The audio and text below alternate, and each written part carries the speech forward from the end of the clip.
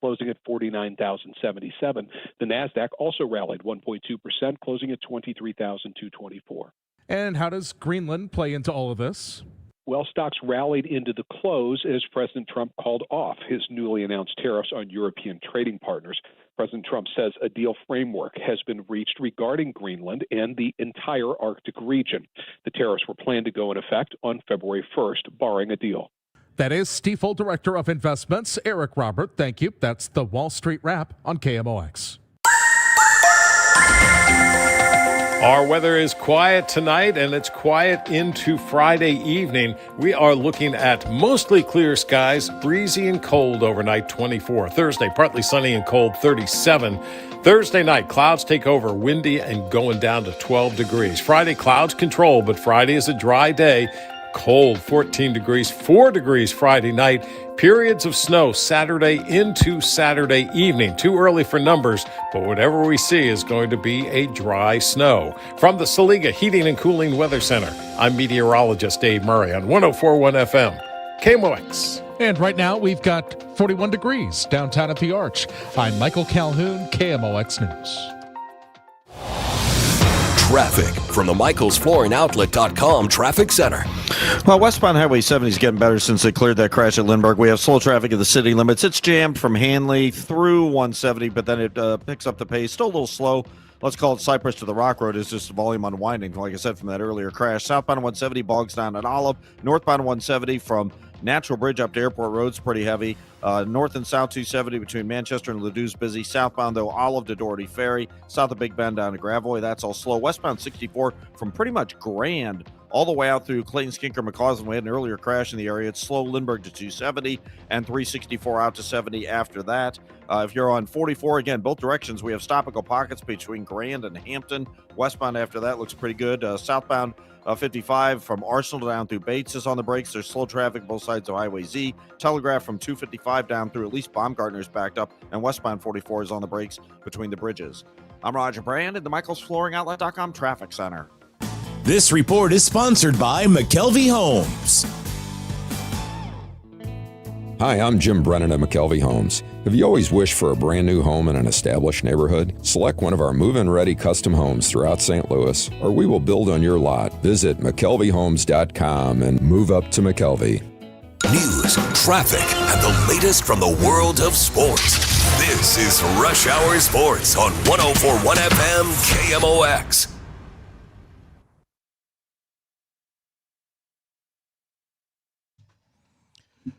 Guys, welcome into Wednesday on Rush Hour Sports. Matt Pauley, Kevin Wheeler hanging out with you here. And we got about an hour to go because we're just starting. Yeah. And then we got Sports Open Line. It's and the countdown's tomorrow night, right? Tomorrow, yeah. We recorded some of it today, and actually some of what we recorded today is going to be for next week. But yeah, the actual airing of it will be tomorrow night. For everybody's programming purposes, no show Friday because we have Billikens on KMOX. No 4:30 Rush Hour game. Sports, yeah. We will have a little bit of Sports Open Line will follow, on the tail end, yeah. So that game will... in 6:30ish, probably the broadcast will end around 7. So we'll get a full hour of Sports Open Line in Friday night. So we'll have to mix in some NFL playoffs tomorrow to get to those 2 championship games. But for today, we're just hot stoving it, man. We're going baseball today. If you want to add anything, feel free in the chat. Whether you're on Facebook, YouTube, or Twitter, feel free to throw in your 2 cents. Throw in opinions, throw in comments, add something maybe we haven't brought up, but we're going to stick with what kind of the news is of the day. And, we'll just start with what was announced by the Cardinals this afternoon. I don't think this is... groundbreaking. I don't think it changes a whole hell of a lot on our outlook for the 2026 season or anything like that. But it's good news. It's good news to have Yadier Molina officially back with the organization. Yeah, he's got that same title that he had a few years ago with special the special assistant to the president of baseball operations.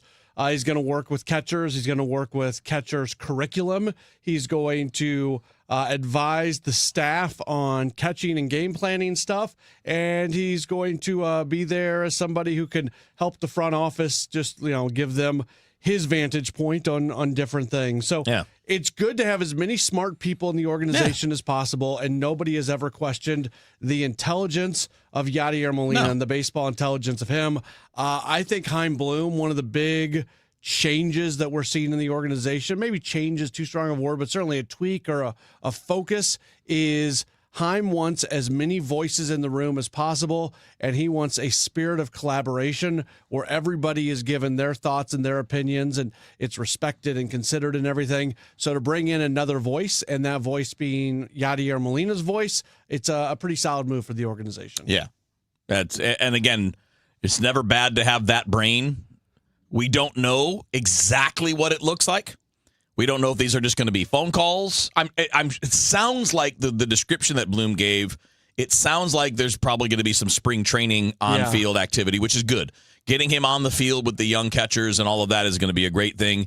Those guys gravitate towards him, man. When he was around last year, Crooks gravitated to him, Pajes gravitates to him. I mean, why wouldn't you? If you're a young catcher and you see that guy, go talk to him. Go learn something, because not many people have that knowledge.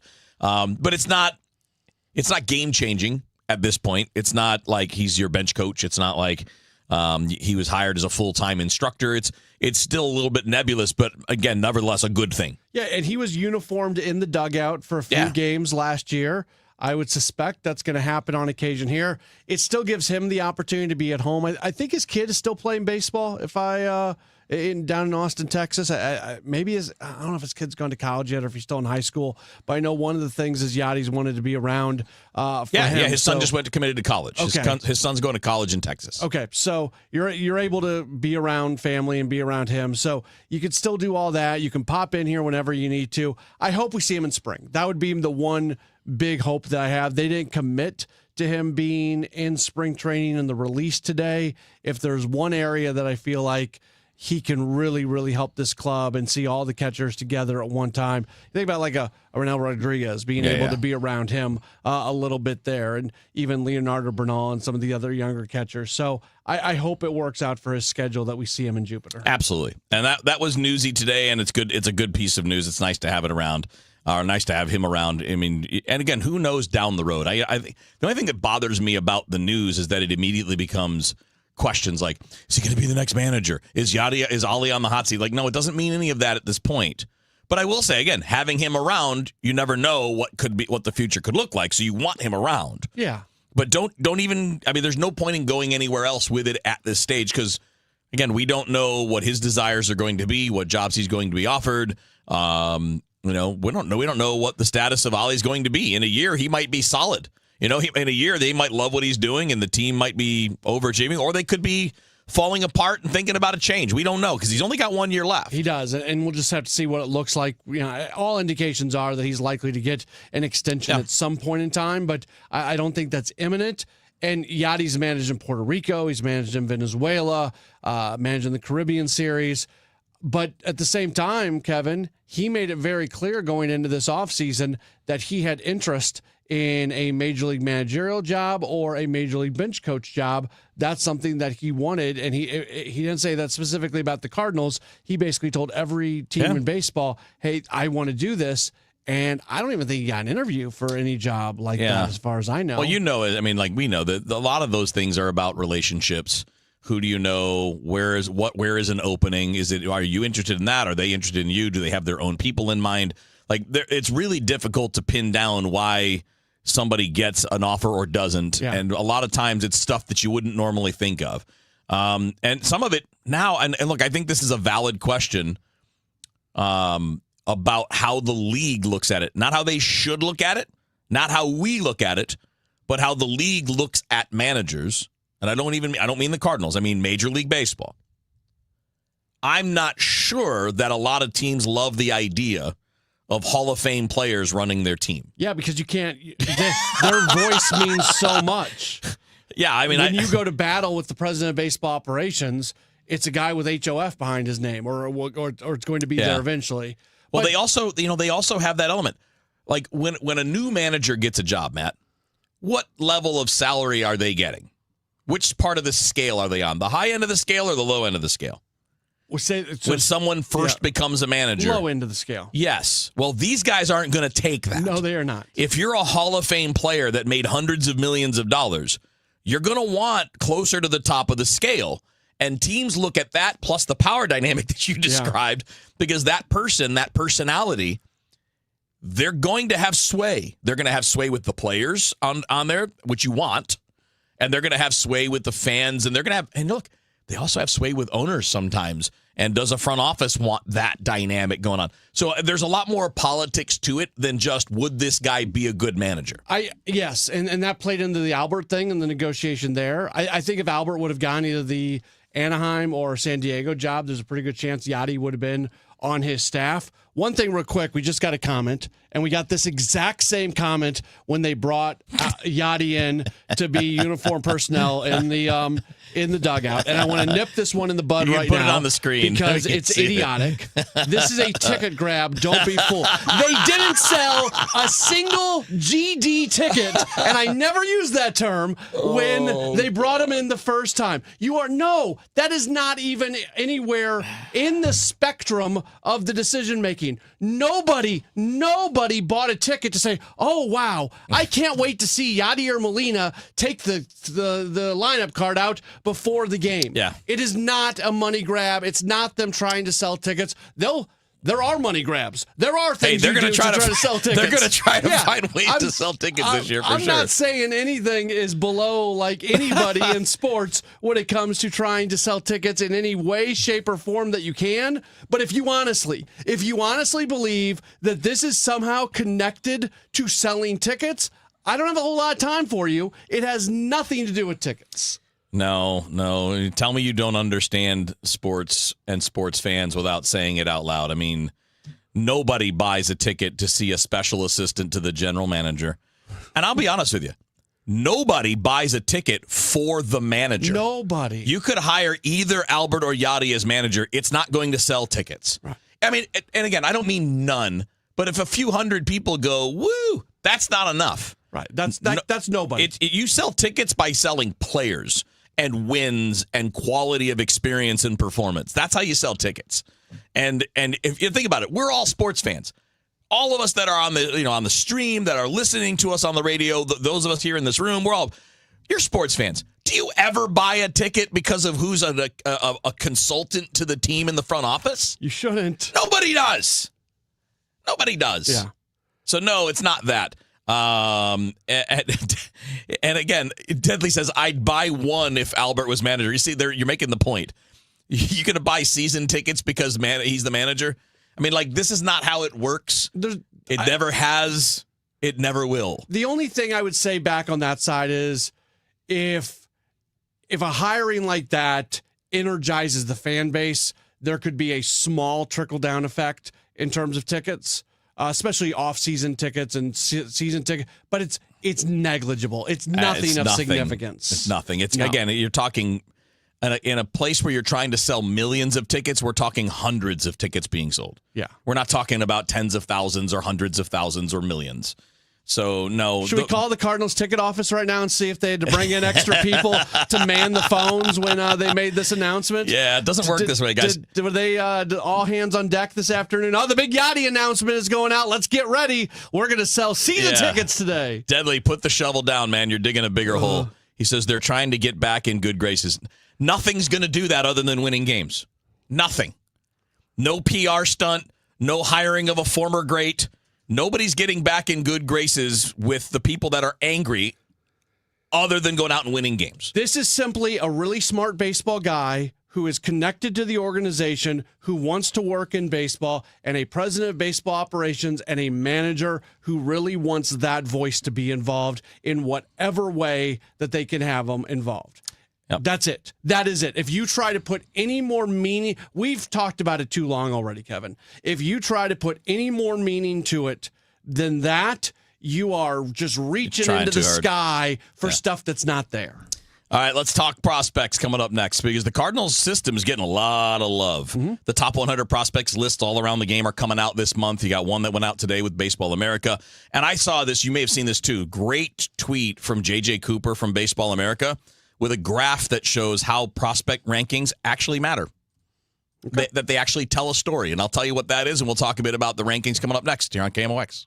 If you owe back taxes, listen carefully to rule number 1. Never go up against the IRS alone. They're cracking down, freezing bank accounts, garnishing paychecks, canceling passports. Even your home or business could be at risk. But here's what they don't tell you. The IRS has powerful tax relief programs that could save you thousands if you qualify. That's why smart people call Optima Tax Relief, America's #1 tax resolution firm. Nobody knows these programs like the experts at Optima. Their team of tax attorneys and licensed professionals have resolved over $2 billion in tax debt for people just like you. The IRS is not stopping, so don't wait. And don't take them on alone. For tax help you need, for tax help you can trust, call Optima today for a free consultation. Call 800-348-0269. 800-348-0269. 800-348-0269. Optima Tax Relief.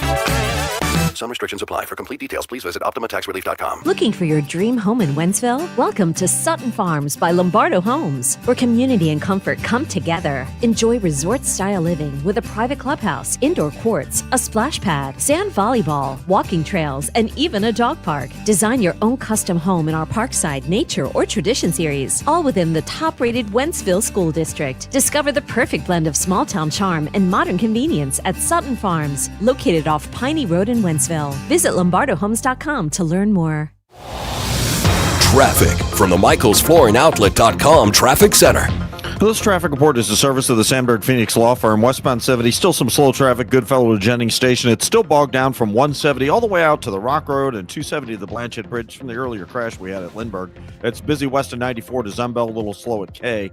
If you're on westbound Highway 64, that's still backed up just west of Grand, all the way out to Clayton Skinker. It's slow from McKnight all the way to Ballas.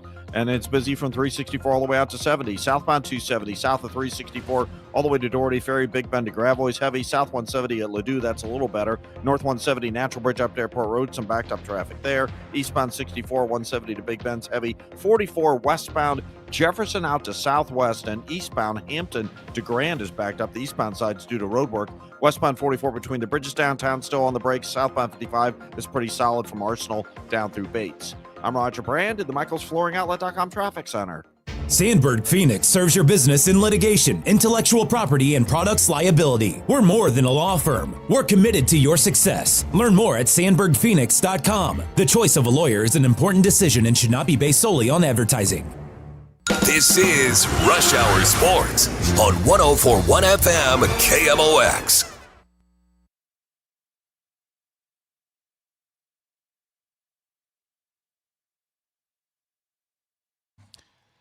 All right, Rush Hour Sports. Matt Pauley, Kevin Wheeler with you here doing Hot Stove today. Feel free to jump in on the stream. And we're talking prospects. So it's prospect season right now. This is the time of year when Baseball America, they just released their top 100 prospects today. Somebody else released it here recently, too. Both Baseball America and Pipeline.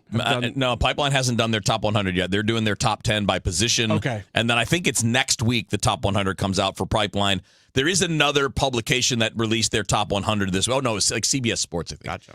But you still have Fangraphs that's got theirs coming, and you've got Baseball Prospectus. Like, there are a lot. Keith Law is going to have one up at The Athletic at some point soon, too. So there are a lot coming out, and I thought this was really interesting because we always talk about the uncertainty of prospects. Right. And it's true, like it's an uncertain thing, but we get a lot of questions, and I think they're legitimate questions from our listeners. Like, okay, so why do we believe in J.J. Weatherholtz? Why should we believe he's different than this or different than that? And I think it was really interesting. J.J. Cooper is the managing editor of Baseball America. He's been doing this for a really long time. You've had J.J. on a bunch. Yeah. I've had him on a bunch. Great guy. I used to run into him all the time when I was in the minor league circuit because he'd be out of games and we'd run into each other. Great guy. He knows ball. He does. And not only does he know ball, he does his research. And these guys, keep in mind, the prospects rankers, other than a few, like the straight analytics guys, like Baseball Prospectus and Fangraphs, they're not necessarily getting information like scouting reports from teams or whatever. But they have that information too. But these guys, Baseball America, MLB.com, Keith Law, they're talking to people in the sport. A lot of it is reporting, not just what do your eyes tell you or what do the numbers tell you. There's reporting that goes on with it. But J.J. Cooper put out a graph. He just did this study that looked at from 1990 through 2022. So a 32, 33-year window. It's good sample size. Of top 100 prospects and how likely you are to be a star, a solid regular, a contributor, cup of coffee guy, or a total bust based on where you rank. So I won't go through all of it. But keep in mind this. It's a sliding scale. Mm-hmm. If you're in the top 3, you have essentially a 15% chance of being a superstar, which is really high. If you're in the top 3, you've got more than a 50% chance of being what they label a star, which is someone who makes the all-star team on a somewhat regular basis. And then really you only have, you know what percentage of top 3 ranked players, so if you're ranked 1, 2, or 3, what percentage of those becomes a bust? It's tiny. It's like 2%. Yeah. And if you're a top 10 prospect, it's about 3%. So the point is that these groups of rankings, and I'm sure he's going off of Baseball America's, I'm sure he's not counting other ones. These rankings do illustrate something. So if you're a top 25 prospect, you've only got about a 5 to 6% chance of being a bust. The point is that when you have a lot of guys that are ranked like that, you're going to get major league contributors. And in some of the cases, you're going to get stars, like superstars. They break it down. Superstar, star, solid regular, contributor, cup of coffee, bust. Right? Bust is basically never shows up. Cup of coffee, you get what that is. And they broke it down by how much WAR they produced. I'm not going to bore you with the numbers. But it's very clear that being a top 10, top 25, even top 50 prospect gives you as much as at worst, an 80% chance of being a major league contributor if you're a top 50 prospect. And when you're talking about just like 1 to 3, so when we're talking about when you're talking about the top of the top, so this is where we can apply the J, because sometimes people I think push back on us about why we are expecting so much out of J.J. Weatherholt, a guy who has never played a big league game. Well, this graph is the reason why. When you look at guys who are, this is all of baseball. This isn't just organizational prospects. So this is top 1 to 3. 100 total. Right, in all of baseball. If you're a top 1 to 3, you've got almost an 80% chance of that you said of either being a superstar, a star, or a solid regular. It's not can't miss, because there are guys who are going to bust out of that category. Like I said, there was like 1% that busted them that were that high rated. But when there's better than a 50% chance that it's going to be a superstar or a star level player, we can sit here and say our expectations for a J.J. Weatherholt is that he is somebody who is an all-star caliber player. Yeah, so he probably won't be top 3 overall. I didn't look at Baseball America, where he was top 5, I think. Yeah, I believe he was number 5. Yeah, number 5. But so put him in that category of the top 10. So the players that ranked anywhere from 4 to 10 at their highest prospect ranking are like, what is it? Looks like it's about an 8% chance, 10% chance of being a superstar. Right. But then you're getting to the point where it's like 60% chance of just being a solid regular or better. And then only like 3% of those bust. So when you're a top 10 rated player, you're going to be pretty highly rated. Oh. Yeah, JJ was number 3. Number 3. Yeah. JJ Weatherholt. Which is interesting because on the MLB pipeline rankings, if you go look at the shortstops only, he's like 5th. They got Griffin, they got Griffin from Pittsburgh, he's different, man. Wait till if you guys don't know much about Connor Griffin, he's a dude. I got a tip-off on Connor Griffin when he was a high school player from a former major league manager, and he goes, this guy's the real deal. Okay. I won't name the manager because he didn't say that on the record, but you would know him. He's very popular. He never managed with the Cardinals, but he's been popular in St. Louis during his time. That's okay. Yeah, but he was a long time, and he was a player, like a legit major league player too. But he said that guy's legit. But they go Connor Griffin, Kevin McGonigal, Jesus Mate, Leo DeVries, and then J.J. Weatherholt. But what's really interesting is guys like McGonigal and Weatherholt are not going to be shortstops. I was a little surprised. I know they're going by where they've played the most, which is what it is. But if you were to compare the second baseman, which is where I think Weatherholt's going to end up, he would easily be the number 1 second base prospect. And easily. When you look at the top 100 overall, so Weatherholt comes in at number 3. That's on Baseball America. Liam Doyle, number 33. Yeah. Reinel Rodriguez, number 35. Joshua Baez, number 54. Yeah. So the Cardinals have 4 top 55 prospects according to Baseball America. Yeah, well, look at what this means when you're looking at the top 50. Exactly. Based on this chart. Top 50 is basically a 50% chance of solid regular or to superstar, somewhere in that range. Right. So when we get messages like from Aaron that says, but I'm afraid that it's 3 to 5 years minimum away about the team being back playing at a high level, all those guys. And it might be, but I don't think it will be. All these guys are like inside the window, or maybe not Rodriguez, but certainly Doyle and Baez. We're going to be seeing these guys within the next couple of years at the minimum, and we might see Doyle and Baez this year. Oh, I think Baez for sure this year. So if that's the case, that window towards starting to being a very highly competitive team, it starts to open again as those guys start to walk in and start to develop at the big league level. Well, and they have no payroll commitments beyond next year. Yeah. I mean, nothing. I mean, and beyond 2027, they don't even have the future payments on guys like Sonny Gray or Nolan Arenado after 2027. Correct. So in 2 years, you have a clear payroll. Completely clear. So I would think that's about when you're going to start seeing the upswing. Be around that time. All right, Matt Pauley, Kevin Wheeler with you here on Rush Hour Sports. We got more baseball continuing next on KMOX. Nothing makes a gathering great like Eggland's Best Eggs. They're just so delicious with better nutrition, too. For us, it's eggs any style, as long as they're the best. Eggland's Best. Better taste, better nutrition, better eggs. At 5:30, this update is sponsored by Michael's Flooring Outlet, the flooring experts, michaelsflooringoutlet.com. We've got a clear sky. It is 40 downtown at the Arch. Missouri schools, could they learn something from the state of Mississippi? While recent assessments show students in more than 90% of Missouri's K through 12 public schools meet or exceed state standards, there's still a gap. There is a big gap between what the state assessment in Missouri says students know and how Missouri students perform on the nation's report card assessments in reading and math at 4th and 8th grade levels. Rachel Cantor is founding executive director of the nonprofit Mississippi First. Over a 20-year period, the group helped advocate for reform, taking schools from the bottom to having the top students in the country. Cantor says it took a combination of raising student expectations, setting clear standards for schools, and providing educators with support to enact changes.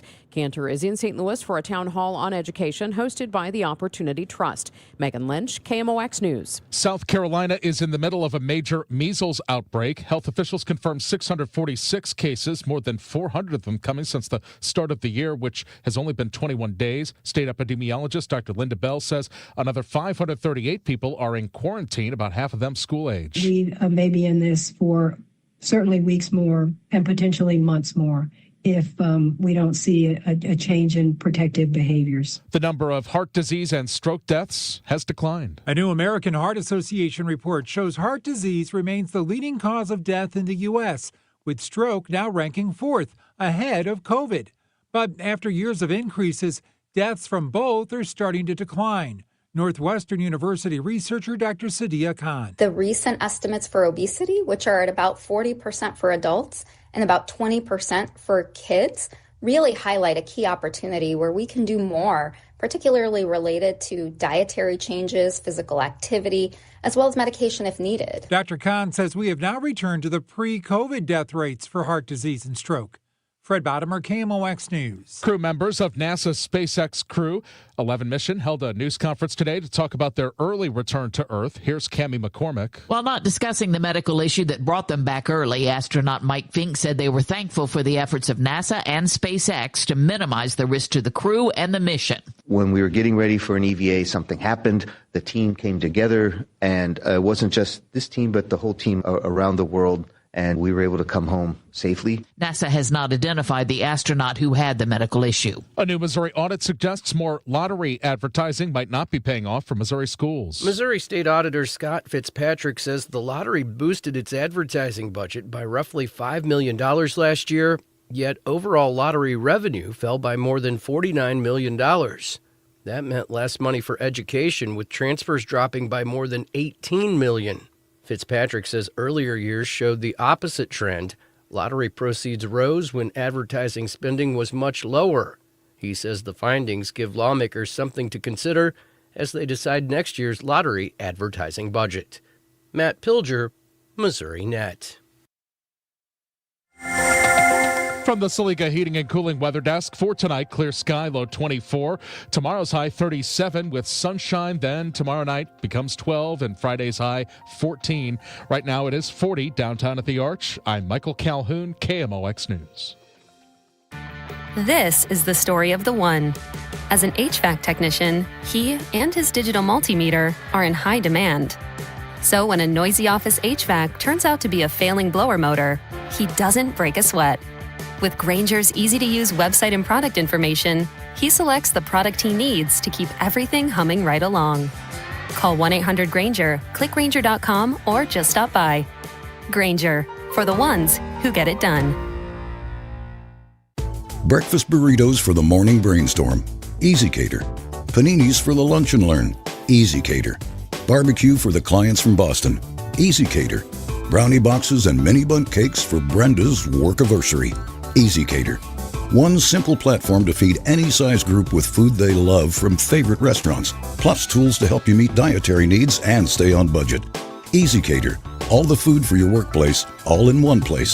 Start an order at easycater.com. Texting privacy policy and terms and conditions posted at textingterms.us. Texting enrolls you for recurring automated text marketing messages. Message and data rates may apply. Reply stop to opt out. This is an important message for all parents of teens. If your teen or preteen is or has been addicted to social media sites such as Instagram, Facebook, Snapchat, TikTok, or YouTube, and they have suffered from eating disorders, body image issues, anxiety, depression, or suicidal thoughts, you may be eligible to participate in a lawsuit for significant compensation. Disclosures by a Facebook whistleblower show Instagram and Facebook know their social media platforms were highly addictive and may have caused eating disorders, body image issues, depression, and suicidal ideation. It appears these social media companies knew they had been causing serious harm to kids, but have done little to stop it. If your teen has been harmed by social media like Instagram, Facebook, Snapchat, TikTok, or YouTube, then you could be eligible for significant compensation. If you'd like to discuss a lawsuit, text LEVEL to 323232. LEVEL to 323232. LEVEL to 323232. Paid non-attorney spokesperson, Media Advertising Specialists, LLC, is responsible for the content of this ad with principal offices in Chicago, Illinois. I'm John Morgan of Morgan & Morgan. One question I'm always asked is, how did you become the largest injury firm in the world with over 1,000 attorneys and $25 billion in verdicts and settlements? One way was our financial strength. Medical malpractice is the third leading cause of death in America. To prosecute a typical case costs up to $250,000 in case cost. We advance them all. Product liability cases can have similar costs with an army of lawyers on the other side. Automobile insurance companies have the resources to fight. Guess what? So do we. Many law firms simply may not have the financial firepower to work up your case the way you deserve. And we don't charge by the hour. No recovery, no fee. If you have a question about your case or wish to become a client, go to forthepeople.com on your mobile device or computer. 24/7. It's that easy. Morgan & Morgan. Injured? Dial pound law or visit forthepeople.com for an office near you. What if every time you spent money, you saved money too? With Achieve It Checking from Together Credit Union, you can do just that. Every debit card purchase is rounded up to the nearest dollar, and the spare change goes right into your savings. And here's the best part. Together Credit Union boosts your progress by matching qualifying savings, up to $8 a month. It's a free checking account that helps you achieve more automatically. Learn more, or better yet, enroll today at togethercu.org. Together Credit Union, federally insured by NCUA. You know Gray Bar for electrical parts. But there's one more thing you may not be thinking of us for that can help maximize your next project's total value. Our pre-project planning services are designed to help you win the bid, save on labor costs, and keep your installers productive across your entire build. The sooner you call us, the better. Because when we're there from the beginning, we can anticipate your needs and help you solve problems before they become problems. Yep, Gray Bar does that. Fairwinds River's Edge is more than a place to live. It's a place to belong. Come see why we have been voted Best Independent Senior Living Community for 4 years in a row by U.S. News and World Report. We think you'll like it here, and the experts agree. Come see us for yourself. Call to schedule a tour and complimentary lunch, or to learn more about our upcoming app university that can help enhance your everyday life. Find us online at fairwindsriversedge.com. This is Corey from Air Comfort Service Heating, Cooling, and Insulation.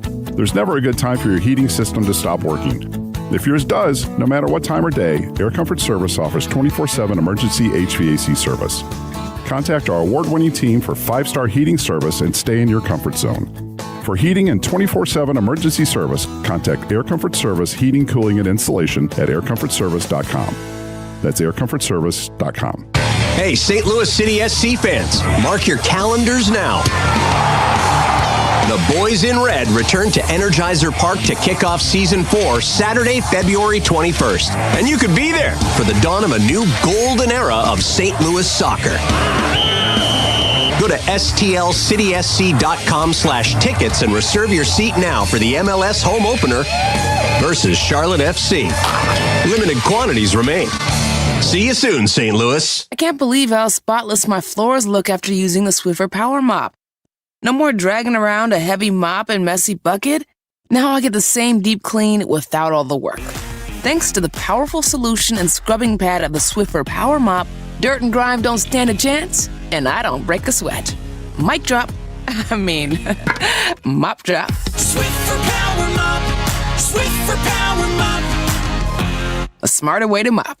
Try it or your money back. Hey guys, Glover here for my friends at Cantor Injury Law. So as you know, I'm a lawyer, haven't practiced in a long time, but I did plaintiff's work and defense work, so I have a pretty good understanding of it. I have a pretty good idea of who's who in the firmament of plaintiffs' attorneys. And for my money, Mark Cantor is the guy. He's a great attorney. He is a great practitioner. He's put together a great team. He was born and raised here. He lives here. He works here. He wins here. Call 314-628-ALL-9s or CantorInjuryLaw.com. The choice of a lawyer is an important decision and should not be based on advertisement. Traffic from the MichaelsFlooringOutlet.com Traffic Center. Well, things are getting better, but we still have delays, obviously. This traffic report service of Overhead Door Company of St. Louis. Westbound 70, still some brief slowdown at Jennings Station. Kind of slow from the airport out to Cypress. And after that, it's not so bad. A little busy at K, but the delays are pretty minimal after that, really. So northbound 170, 70 up to Airport Road, still slow. South 170 bogs down south of Ladue. Westbound 64, that's still a solid jam. Boyle out to Clayton Skinker. But it's slow most of the way out through McKnight and then approaching Lindbergh out to Ballas. Just volume, and volume again from 364 out to 70 after that. North and South 270 between Olive and Manchester busy. Southbound goes to about Doherty Ferry, and again 44 down to Gravois. 44, you still have delays both ways. Eastbound backed up Hampton to Grand. Westbound is kind of slow through that area out to about Southwest. And southbound 55, Gasconade through Bates. You're on the brakes, but after that, it looks good running down through Jeffco. Need a new garage door? Entries are open now for the $5,000 sweepstakes at Overhead Door Company of St. Louis. Enter now at overheaddoorsstlouis.com. Deadline to enter is the end of the month. You can't win if you don't enter at overheaddoorsstlouis.com. I'm Roger Brand at the Michaels Flooring Outlet.com Traffic Center. This is Rush Hour Sports on 104.1 FM KMOX.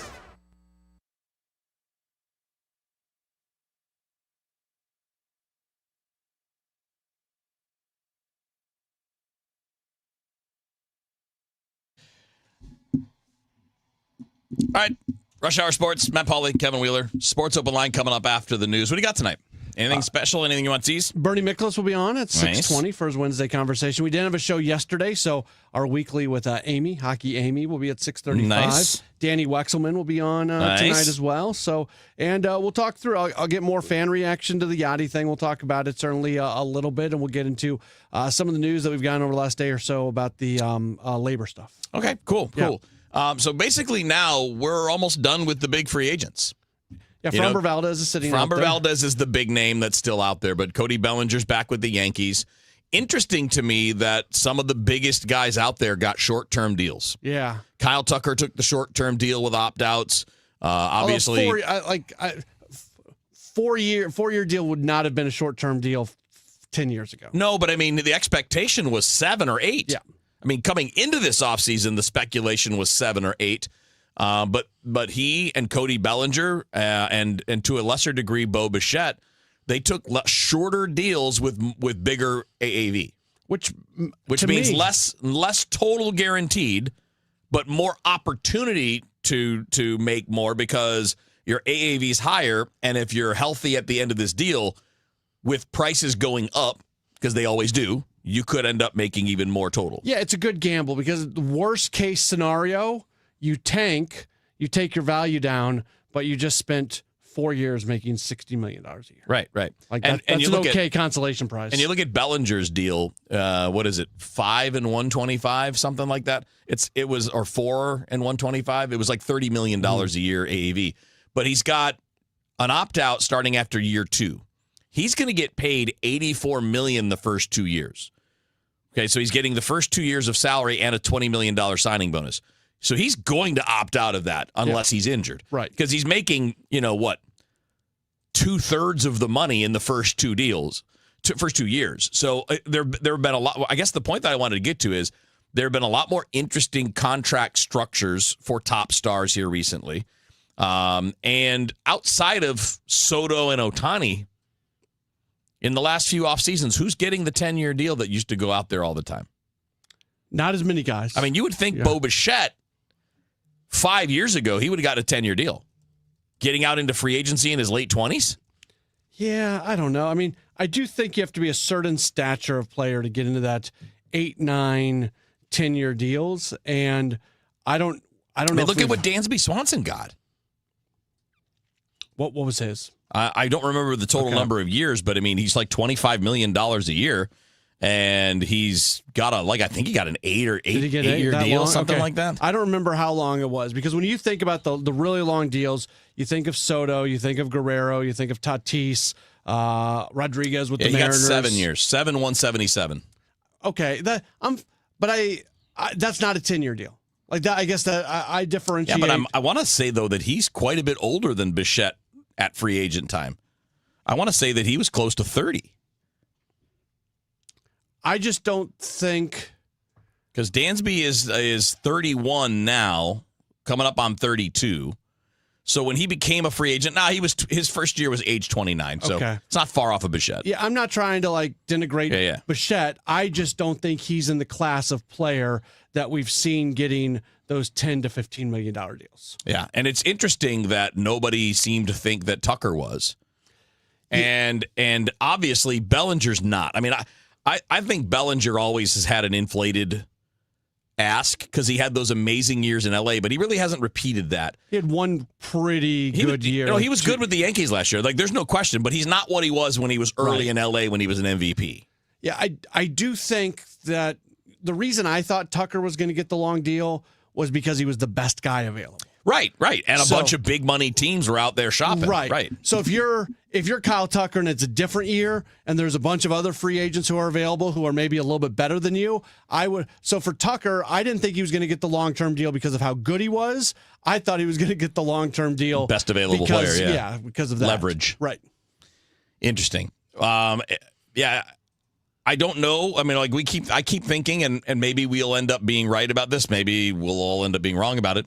But I do think that the more the big free agent options are off the board, the more opportunity there is to settle what you're going to be doing with your own guys, with Donovan, things like that. Because the options are basically gone now for free agent hitters of any impact. Yeah. So if you're Heim, I'm not trying to tell Heim how to do his job, but you would think let's tell him. Okay. Here, call him up. Let's see. I feel like this is the moment where all the dangling participles that were out there that could impact what you were going to get for your guy, they're gone now. Yeah. So this is the moment that you kind of start to hunker down and get the best and last from teams, and then you evaluate them and see if any of them match what you want to get for Donovan, or if none of them do, then you get ready to go into the season with Donovan on the roster. Absolutely. All right, quick break. When we come back, we're going to change gears. We'll go from hot stove in it to talking about the worst team in the Western Conference in the NHL. I'm so bummed at the Blues team right now. They're terrible. We're going to talk a bit about where they are and all of that. Paint you that ugly picture coming up next here on KMOX.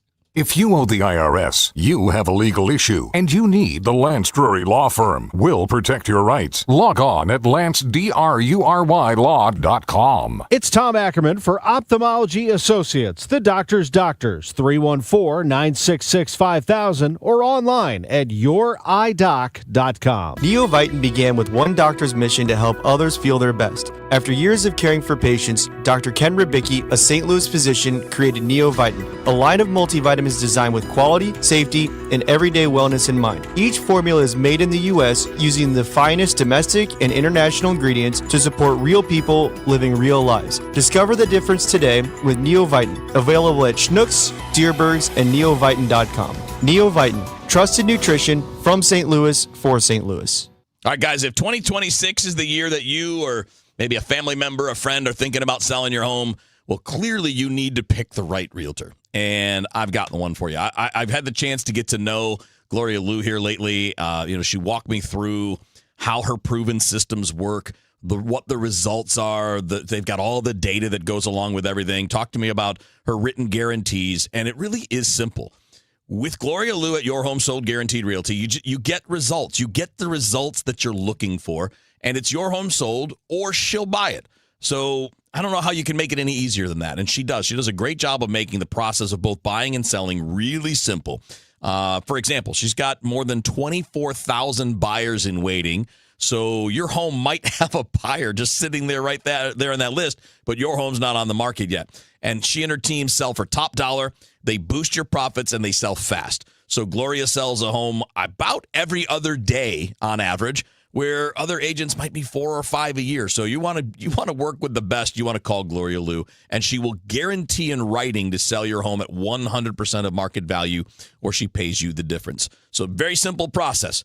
Call Gloria Liu. 314-324-6888. That's 314-325-6888. Or you can visit GloriaHasTheBuyers.com. As always, seller and Gloria must agree on price and possession date. It's 2026, and it's time to get your home zero-resified by calling our cleaning heroes at Zero Res. 3 rooms of carpet cleaned starting at just $119, plus a free hallway, and take 15% off regularly priced services when you mention the KMWEX special. ZeroResSTL.com. Traffic from the MichaelsFlooringOutlet.com Traffic Center. Well, if you're heading out on westbound Highway 70 heading home, it continues to improve. In fact, the only slowdown now is really just across the Blanchette Bridge. That's great to see. Westbound 64, you're still backed up. It's pretty solid here. Kings Highway out to Clayton Skinker, it's slow to Big Bend. There's a little slowdown around Clayton Warson. A little busy just west of Winghaven where they had a crash on the shoulder. Then just a couple of spots approaching Prospect where it bunches up a little bit. South 270, both sides of Manchester, 44 down to Gravel. You're slow. South 170, that's a solid jam from the Parkway down to 64. And eastbound 64 backs up through the Innerbelt. Northbound is just a little busy approaching Airport Road on the Innerbelt. Westbound 44 is cleared out. Eastbound 44 still heavy in the work zone. Hampton up to about Grand. Southbound 55 south of Gasconade through Bates is just a little busy. I'm Roger Brand in the MichaelsFlooringOutlet.com Traffic Center. Discover Meadowview Memory Care in Arnold, a small, secure community on a beautiful campus. Enjoy peace of mind with all our inclusive rates and comfortable private suites. Schedule your tour today at rspseniorliving.com. When it comes to planning your retirement, there's a lot to think about. Portfolio management, tax planning, and retirement income just to get started. Steve All and his team at the All Financial Group focus on those things and more. Their goal is to help you achieve your goals. Call 636-230-8824 or online, yourmoneymattersstl.com. Investment advisory products and services made available through Impact Partnership Wealth, LLC, IBW, a registered investment advisor. Insurance and annuities offered through Steve All, NPN number 153-07419. Rush Hour Sports continues on 104.1 FM, KMOX.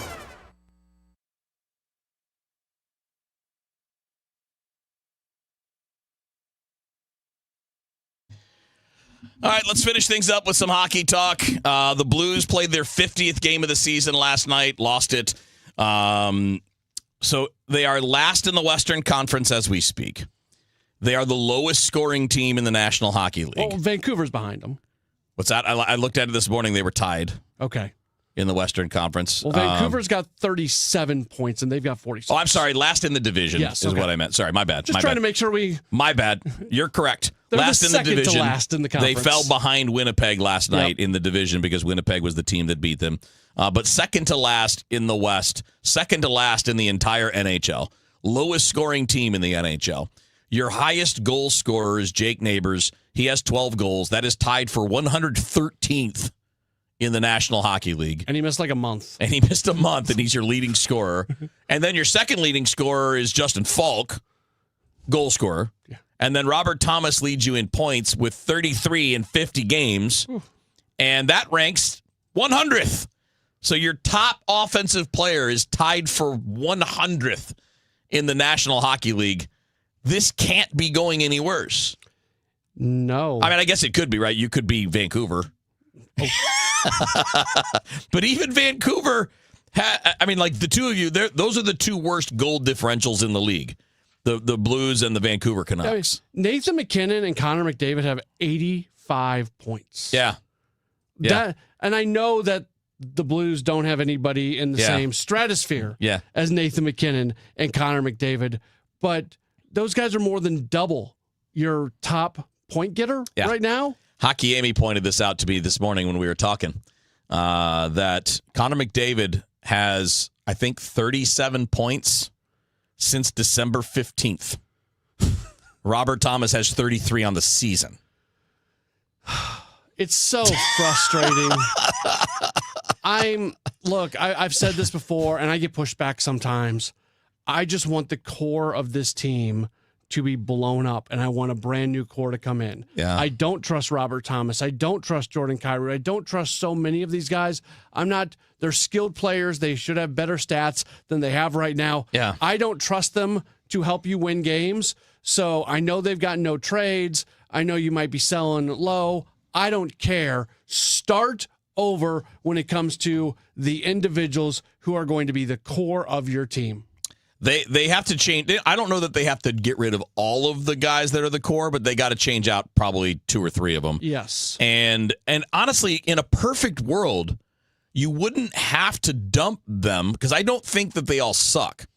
They're just not good enough to occupy this high of a slot on the roster. These guys are clearly, at best, second-line players. You don't have a top-line player on this roster.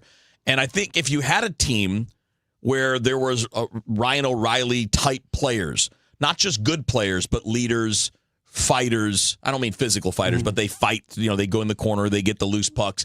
If they had a few of those guys, I think they could bring some of these guys with them. But there are too many passengers.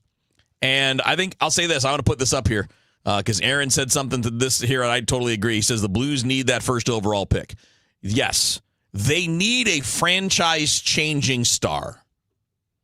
They don't have him in the system. They've got a lot of good players in the system. Yeah. They don't have that guy. No, they don't. And I feel like they're going to be stuck in this thing that they're in until they find that player. And they've overvalued their own players, and you can see that from some of the contracts that they have they've given out. Like I feel bad for Braden Shen. I think I appreciate the fact that I think he goes out and he gives high effort on every single night. But he's not, just older. Yeah. He's not bringing the rest of the team along with him. No, he's not that level player at this point. All right, buddy, have a good show. Thanks. Sports Open Line. On that happy note, happy note, Sports Open Line is coming up next here on KMOX. Welcome back to Winter Hack Radio, the place for clever hacks to survive the season. Icy driveway? Well, try spreading sand or birdseed to help with traction. Snowy puppy paws? Well, grab a whisk, brush it off, done. Catch COVID-19? Well, just get... Actually, there's no hack for COVID-19. But if you test positive, prescription medications for COVID exist. Ask your doctor if they're right for you. Visit PfizerForAll.com to learn more. Sponsored by Pfizer. I'm Ed Evans, CEO of Consumer Cellular. You know, the big wireless companies say they have discounts for people over 55. But unless you're willing to sit on hold and ask, you're probably paying more than you should. At Consumer Cellular, there's nothing to hunt down. We're built for people 50 plus with plans starting at just $20. And our 100% US-based customer service actually answers the phone. Call 1-888-FREEDOM or visit consumercellular.com today and get your second month free for a limited time. Taxes, fees, and other third-party charges will apply. See website for additional details. John Pertzborn here, and I've come to respect the good works of Hardy's Rise and Shine for Heat benefit, supporting heatupstlouis.org, where 100% of the proceeds help families and seniors with Missouri and Illinois utilities. It's Friday, February 13th, your lucky day. Volunteer now or pre-order sacks of sausage or egg biscuits only at heatupstlouis.org. Put the biscuits down, gentry. Start your engine, St. Louis. The St. Louis Auto Show is back, and it's bigger, faster, and more exciting than ever. See the latest cars, trucks, SUVs, and electric vehicles, all at the Gamerica Center January 22nd through 25th. From cutting-edge technology to luxury rides and family favorites, this is the ultimate auto experience. Whether you consider yourself a car enthusiast or not, this event has something for everyone. More information at KMOX.com/events. Thank you, St. Louis, for making Genesis of St. Charles your most trusted and #1 Genesis dealer in Missouri for 2026. We know your time is valuable. That's why every purchase comes with 3 years of complimentary Genesis Service Valet. Unlock your e-price and save. That means complimentary vehicle pickup and delivery, plus a loaner vehicle at no additional cost. Or want something new? We'll bring the test drive to you. Visit genesisofstcharles.com today. Based on GMA sales records for 2025. See dealer for details. Get this, 42% of baby boomers don't even know how much money they have in their nest egg. If you're not sure where you stand in terms of getting ready for retirement, you should be listening to the All Financial Hour with Steve All. Let's sit down and talk about your questions, because I think that's the most important thing that it is out there. It's what questions do you have? Saturday mornings at 10 or Sunday evenings at 6, right here on KMOX. Traffic from the MichaelsFlooringOutlet.com Traffic Center. Well, we're wrapping up with a little trouble on westbound 70. We've had some troubles earlier this evening. There's a new crash. Not much of a delay right now, but there's a crash westbound 70 right near the east terminal of the airport. Only one lane is getting by right now. And it's a short jam. It's not even midway back to the inner belt yet, but it is restricting traffic there on westbound 70. Other than that, where we don't have problems, I mean, the volume's greatly improved. Westbound 64 is still slow from the Science Center headed out through Hanley. And there's a little slowdown from Winghaven out toward 364. We had a crash on the shoulder there earlier. South 170 busy from the Parkway to 64. Eastbound 44, just a brief slowdown at Kings Highway in the construction area. I'm Roger Brand at the MichaelsFlooringOutlet.com Traffic Center. News, talk, cards. KMOX AM St. Louis. KMOX FM Hazelwood. Always live on the free Odyssey app. This is CBS News on the Hour, your home for original reporting. I'm Jennifer Kuiper. President Trump at the World Economic Forum in Switzerland backs off from his European tariff threat over Greenland and tells CNBC that along with NATO, we have a concept of a deal. I think it's going to be a very good deal for the United States, also for them. And we're going to work together on something having to do with the Arctic as a whole, but also Greenland. And it has to do with the security, great security, strong security, and other things. NATO Secretary General Mark Rutte tells Fox News that he had not discussed the key issue of Danish sovereignty over Greenland in his meeting with President Trump. CBS's Linda Kenyon also reports. The reported breakthrough followed Trump's address at the World Economic Forum in Davos, where he reiterated the U.S. will take Greenland, but he also said it would not do so by force. In announcing the framework of a deal, Trump also said he is canceling tariffs on the U.S. allies in Europe that balked at his plans for Greenland. The tariffs were set to begin on February 1st. A Republican-led House committee has voted to recommend that the full chamber hold former President Bill Clinton and former Secretary of State Hillary Clinton in contempt of Congress for refusing a subpoena in its Jeffrey Epstein probe. CBS's Allison Keyes. Committee Chair James Comer says, the ayes have it, and the committee adopts the report, recommending that the House of Representatives find William J. Clinton in contempt of Congress. Such charges have historically been used only as a last resort, and Comer initiated the proceedings after the Clintons refused a subpoena to appear for months. The Clintons say they didn't know about Epstein's abuse and offered written declarations about their interactions with him. A major winter storm is expected to start impacting portions of the country on Friday. CBS News meteorologist Nikki Nolan. We have a significant winter storm event that is shaping up in the southern U.S. and it's going to make its way across the eastern U.S. and impact parts of the mid-Atlantic and the Northeast come the start of next week. We have a lot of Arctic cold air that'll be moving in starting on Thursday, and it will really just sink in and stick around through the upcoming weekend and into the start of next week. The Supreme Court has heard oral arguments over President Trump's efforts to oust Federal Reserve Governor Lisa Cook. The president announced his intention to fire Cook in late August over allegations that she committed mortgage fraud, the first time that a president has tried to remove a sitting Fed governor. Cook has denied those allegations.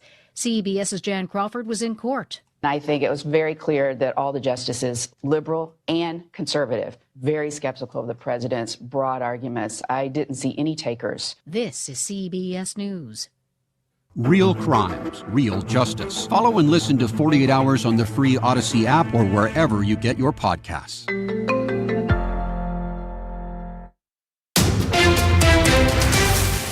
At 6:03, it is 39 degrees downtown at the Arch. The National Weather Service has issued a winter storm watch for this upcoming weekend for the St. Louis metro area. Forecasters say heavy snow is possible starting late Friday night, lasting through Sunday morning. The watch covers St. Louis City and County, St. Charles and Jefferson counties, as well as the Metro East. Current estimates are calling for 4 to 6 inches of snow. And with that forecast, MoDOT not taking any chances. The Missouri Department of Transportation has shared photos on their St. Louis Facebook page of their trucks already pre-treating highways ahead of this weekend's winter weather. The move comes after an early December winter storm when MoDOT failed to pre-treat many of the highways in the region, anticipating the snowfall would not come until later that day.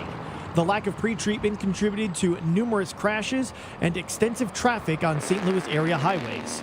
The page says they are currently treating highways with a beet juice and brine mixture. Sean Malone, KMOX News. A Cardinals legend is back with the team. Yadier Molina is officially back with the Cardinals, being hired as a special assistant to President of Baseball Operations Chaim Bloom. In a statement, Bloom says Molina's responsibilities will include working with catchers, advising staff on catching and game planning strategy, and will provide perspective to the front office. The title is the same that he previously had with the Cardinals, but he is expected to be more involved with the club this time. Last season, Molina spent some time with the team and was in the dugout as uniform personnel during a handful of games. Matt Pauley, KMOX Sports. Things are getting serious for the American Red Cross. With bitter cold weather, snow, and high flu activity, hundreds of blood drives across the country have been canceled over the past month, and the Red Cross's blood supply has dropped 35%. The shortage is especially serious for platelets in types O, A negative, and B negative.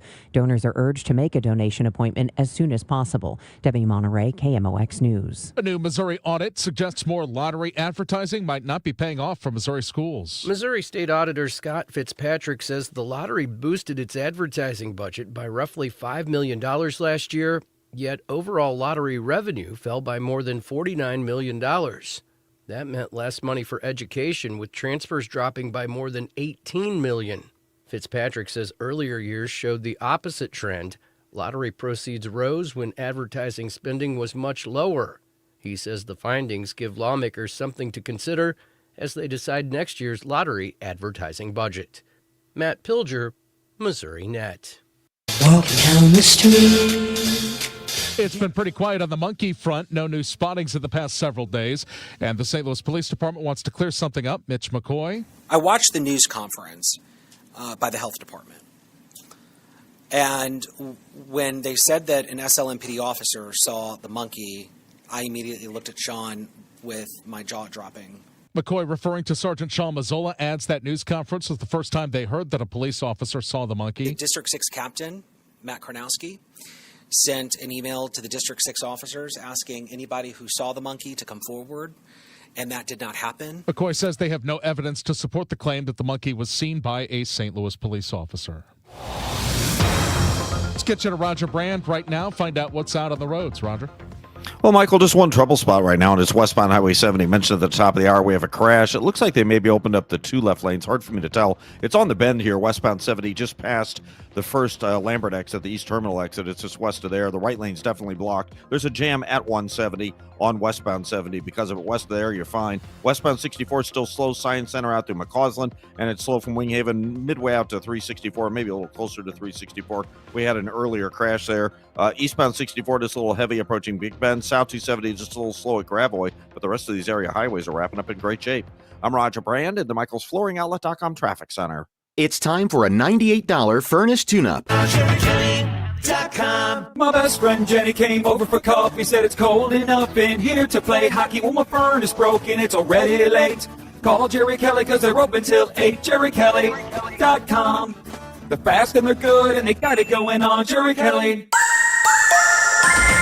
Our weather is quiet and turning colder and colder into Friday. Do not expect much in the way of anything other than cold weather into Friday evening. We will be dry. Then we're watching a southwest storm system punch into that cold air, and that's a player for part of the weekend. So Overnight tonight, we are looking at mostly clear skies. It's breezy, it's cold, nothing extreme, but it's cold. 24 for the low. On Thursday, partly sunny, 37 for the high, so it will be colder than today.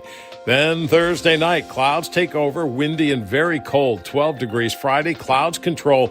Friday is dry, but boy, is it cold. 14 degrees for the high on Friday. Friday night, clouds, light snow developing towards morning as we go down to 4 degrees. Saturday, periods of snow, windy and just really cold, 15 degrees. Saturday night, snow ending by midnight, 9 degrees. Sunday, some morning snow flurries, otherwise partly sunny, and 19.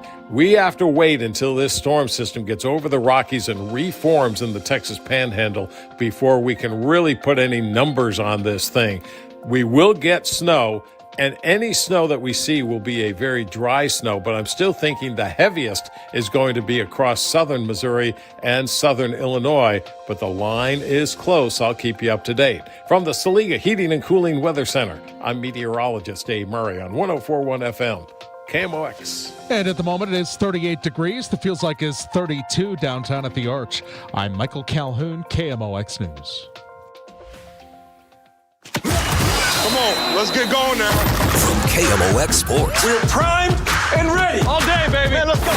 This is the Gray Bar Sports Open Live. Gray Bar, your distributor for electrical and datacom needs. On 104.1 FM, KMOX.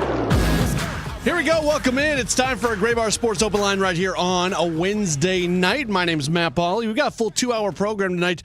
This is the only full 2-hour show that I am hosting this week. We had one on Monday, but I was out on Cardinals Caravan yesterday. Did not have a show due to Billikens. Tomorrow night will be the Countdown to Opening Day show with myself and Mike Claiborne. So a full show, just not Sports Open Line. And then Friday night's going to be kind of weird and kind of interesting because the Billikens play. They play at 4:30 on Friday. What a weird time. And even on the Eastern time zone, it's a 5:30 start out east. So a 4:30 tip-off, and that means that broadcast will probably end like 7 o'clock-ish, and I'll be on to cover the final hour or so of Sports Open Line. But if you want 2 hours of Sports Open Line with me hosting, you got this week. And we're glad that you have chosen to join us. As always, if you want to chime in on anything that we are discussing, you can call or text 314-436-7900, 314-436-7900. You can tweet at me, at Matt Pauley on air, MattPauley on air, and you can leave a comment on the video stream. I always, it's a challenge when I put together kind of my plan for this show, because we're coming out of Rush Hour Sports, which I know many of you listen to during the 5 o'clock hour rolling into this, and I don't want to just rehash every single topic that we already did on Rush Hour, but at the same time, this is its own show, and I try to treat it as such. So we talked a lot about the news of the day, that Yadier Molina is officially returning to the Cardinals organization as a special assistant to President of Baseball Operations Chaim Bloom. We talked about it a lot. I want to talk about it. I enjoy hearing your reaction to it, but I also pause a little bit because I think we need to make sure that we don't put too much definition to it. It's a dude who's really smart, great baseball guy, great baseball mind, somebody that you want in your organization, somebody who is absolutely going to help players get better, somebody who's going to challenge the front office and challenge the current manager and the coaching staff, and just is going to have a very high conviction rate, for lack of a better term, on stuff that he sees. He is going to have conviction about the things that he believes. He's not going to be moved off of that. And he's going to share that with people. And that is incredibly valuable. And it's something that can make the organization better. It can make players better. It can make coaches better. It can make managers better. It can make front office folks better. It can make everybody better. So I am not being dismissive of the positive impact that a Yadier Molina can have coming back to the organization in a more official role. I just don't want to overstate it, right? That's my big thing here. We don't know the level of involvement, bluntly, he got this title, 2-3 years ago, and we never saw him. Now, to Oliver Marmol's credit, it was Ali who brought Yadi back in last year. Those guys are very close with each other. They have a lot of respect for each other. Yadi really, really thinks highly of Oliver Marmol and wants to be there for him. And Ali on his side of it, very much for all the reasons that I just mentioned a moment ago, anytime you have a chance to bring in a smart baseball person into the organization and into the team, it's something that they want to do. It was actually, again, you listen to the show every day, you know I'm an Ali guy. You know that more often than not, I'm going to defend him. More often than not, I'm going to see things the way he sees them, or at the very least, if I don't totally see things the way he sees them, I understand why he saw it the way he saw it, and it was a legitimate thing. That's that, and I don't try to run away from that. Like I think very highly of Oliver Marmol. I just do. So, but one of the areas that I most respected what he did was it was Ali who went out and got Yadi to come in and be a coach in the dugout for a handful of games as a uniform personnel.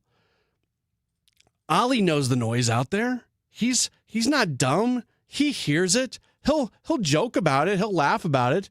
He knows that there is a segment of this fan base that is not the biggest fan of his. And generally that segment of the fan base would love to see a Yadier Molina or an Albert Pujols become the Cardinals manager. That seems to always be the second thing. People say, fire Ali, hire Yadi, hire Albert. I think that's kind of wacky personally, but that doesn't matter. My opinion on this one doesn't matter for what we're talking about right now. What I appreciated from Ali was the fact that he was so willing to bring in a very popular figure who so many fans would like to see in the job that he was holding. And he basically said, the outside noise be damned. This is a guy who can make this team, make this organization better. So I'm going to bring him in, and it doesn't bother me about what fans might think or anything that goes along with that. So I always appreciated that, and I certainly am glad that Molina is going to be back involved in the organization. You get the sense that this is going to be different than the last time he was a special assistant. The last time we simply didn't see much, if at all, of him. Well, it probably started last year with him being able to come back and be in the dugout, and now that opens up the door for him to have a more official role where he's going to be able to give his input on what's going on across the organization. We will give you an opportunity to talk through this coming up later on in the program for sure.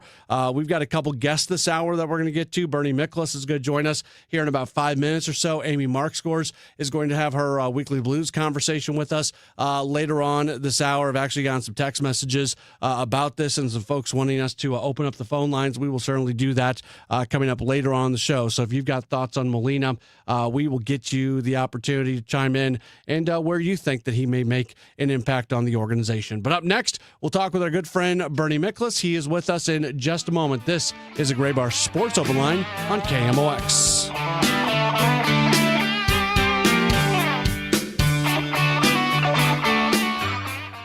KMOX, celebrating 100 years. Presented by Purina, your pet, our passion. Now, a KMOX pioneer. To generations of hockey fans in North America, Dan Kelly wasn't just a broadcaster. He was the sound of St. Louis Blues hockey. His crisp, powerful play-by-play on KMOX brought the speed, passion, and intensity of the game into homes across the continent. Carried far and wide by the station's booming nighttime signal, Kelly's calls became part of St. Louis sports history. Hello, everyone. This is Dan Kelly, inviting you to sit back and enjoy with me the thrilling memories of the St. Louis Blues. Harvey can't find it. Clears it over for McCreary. McCreary out to Sabrin. Sabrin right in. He scores! Whether calling the Blues, Cardinals, or Mizzou, Dan Kelly's voice set the standard for excellence and cemented his place among the greatest in the game. Dan Kelly, a KMOX pioneer.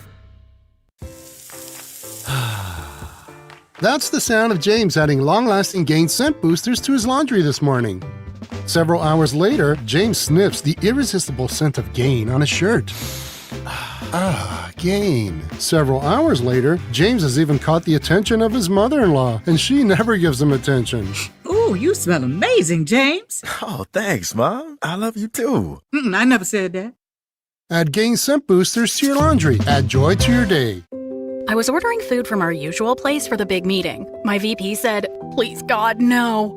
For workplaces suffering with corporate catering deficiency, every day's a struggle. The food was always meh and over budget. Before Easy Cater, I thought that was normal. Easy Cater is designed to treat CCD with a huge variety of restaurants, help meet dietary needs, and stay on budget. Use daily. One platform lets you save time and thrive. Ask your web browser about Easy Cater or start an order at easycater.com. Hey, good morning. You're heading to the airport, right? Yep, thanks for checking. I like the car. How long have you been a rideshare driver? About 3 years now, but I really enjoy it. Isn't it hard to make money these days with the price of gas being so high? Not for me. I use Upside, the free app that gives you cash back for every gallon of gas you buy. Wait a minute. Are you saying you actually get real money back when you get gas with the Upside app? Yep, I get real cash back every time I get gas. Does that actually add up to anything? I'll make around $200 to $300. Wow, that's serious extra cash. I'm downloading the Upside app now. Download the free Upside app now to earn real cash back every time you buy gas. Use promo code RAIN to get up to a $5 per gallon bonus on your first tank. You can cash out anytime, right to your bank account, PayPal, or a gift card for Amazon and other brands. Just download the free Upside app and use promo code RAIN to get up to a $5 per gallon bonus on your first tank. That's code RAIN. Attention business owners with a net income over $500,000. You need to work with a tax strategist that understands your entrepreneurial mindset. Download the most recent white paper written by E3 Consultants Group titled The Power of a Professional Tax Strategy Team. Go to e3wealth.com/radio to obtain a copy. It's time to learn about wealth and tax strategies that protect your personal and business economy. E3 is ready to help you think differently about your finances. Educate, empower, enlighten. That's the E3 difference. For residential and commercial heating repairs, service, maintenance, or installation, contact Air Comfort Service Heating, Cooling, and Installation. With over 50 years of HVAC service, get in your comfort zone this winter. Visit aircomfortservice.com. That's aircomfortservice.com. I'm Debbie Monterey, and I see more clearly thanks to the doctors at Ophthalmology Associates. Make your appointment today at 314-966-5000 or online at youridoc.com. If you need a garage door, this could be your lucky day. Entries are open now for the $5,000 sweepstakes at Overhead Door Company of St. Louis. A winner will be chosen at random to receive $5,000 towards new garage doors, openers, or front entry doors of your choice. Deadline to enter is the end of the month to win the $5,000 sweepstakes with Overhead Door Company of St. Louis. Enter now at overheaddoorstlouis.com. You can't win if you don't enter at overheaddoorstlouis.com. Hi, this is Ron Jacober. 100 years. That's how many years KMOX has been the voice of St. Louis. Congratulations to the Mighty Mocs.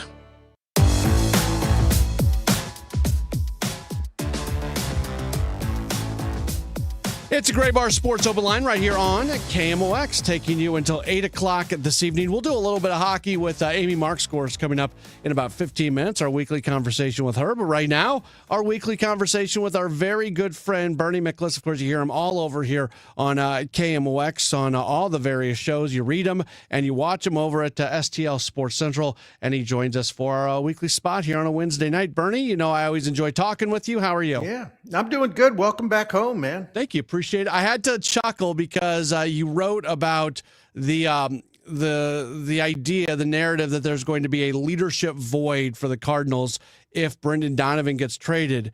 And Bernie, the reason I laughed at that, I was out on Cardinals Caravan. I went to 3 different cities. I talked to a lot of fans. The vast majority of those fans were very understanding of what the Cardinals are doing, and we're excited about the direction that the organization is moving. It was actually refreshing to be around those people.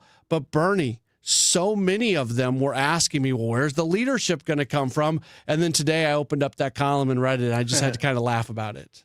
I mean, I understand people are curious, and I don't really want to be. I'm not being critical of everybody, but I've been around a long time, and I have found that these things just sort of take their own course. Like Ali Marmol said over the weekend, it's actually best if it happens organically. In other words, they want young guys to take the mantle of leadership. They don't, they're not going to be like walking around with a sign in the clubhouse and just say, look, it says leader, and then they put it on a guy's locker. It doesn't work that way. Listen, man, you've been around that team a lot more than I have in recent years. Mason Wynn there's no question he leadership capabilities and desire to be a leader. I think J.J. Weatherholt in short time will become a team leader because he has that kind of personality, and everybody just kind of migrates around him because he's the man. You know what I'm saying? Mm-hmm. And he cares. He works hard. He sets a great example. I think what Marmol said about Alec Burleson makes a lot of sense too. You want to have different personalities in kind of leadership roles. But you look at Dustin May, if you're looking for like a elder statesman, so to speak, a leader of the pitching staff, what better guy than him after all that he has been through, an incredible amount of stuff and adversity. He has seen the game from every side, on top of the world and then at the bottom of the earth, That's a great guy for perspective to work with the young pitchers. So I think that they're going to be in good shape in that area. I think it's just going to happen naturally. And in a way, isn't that what you want? Yes.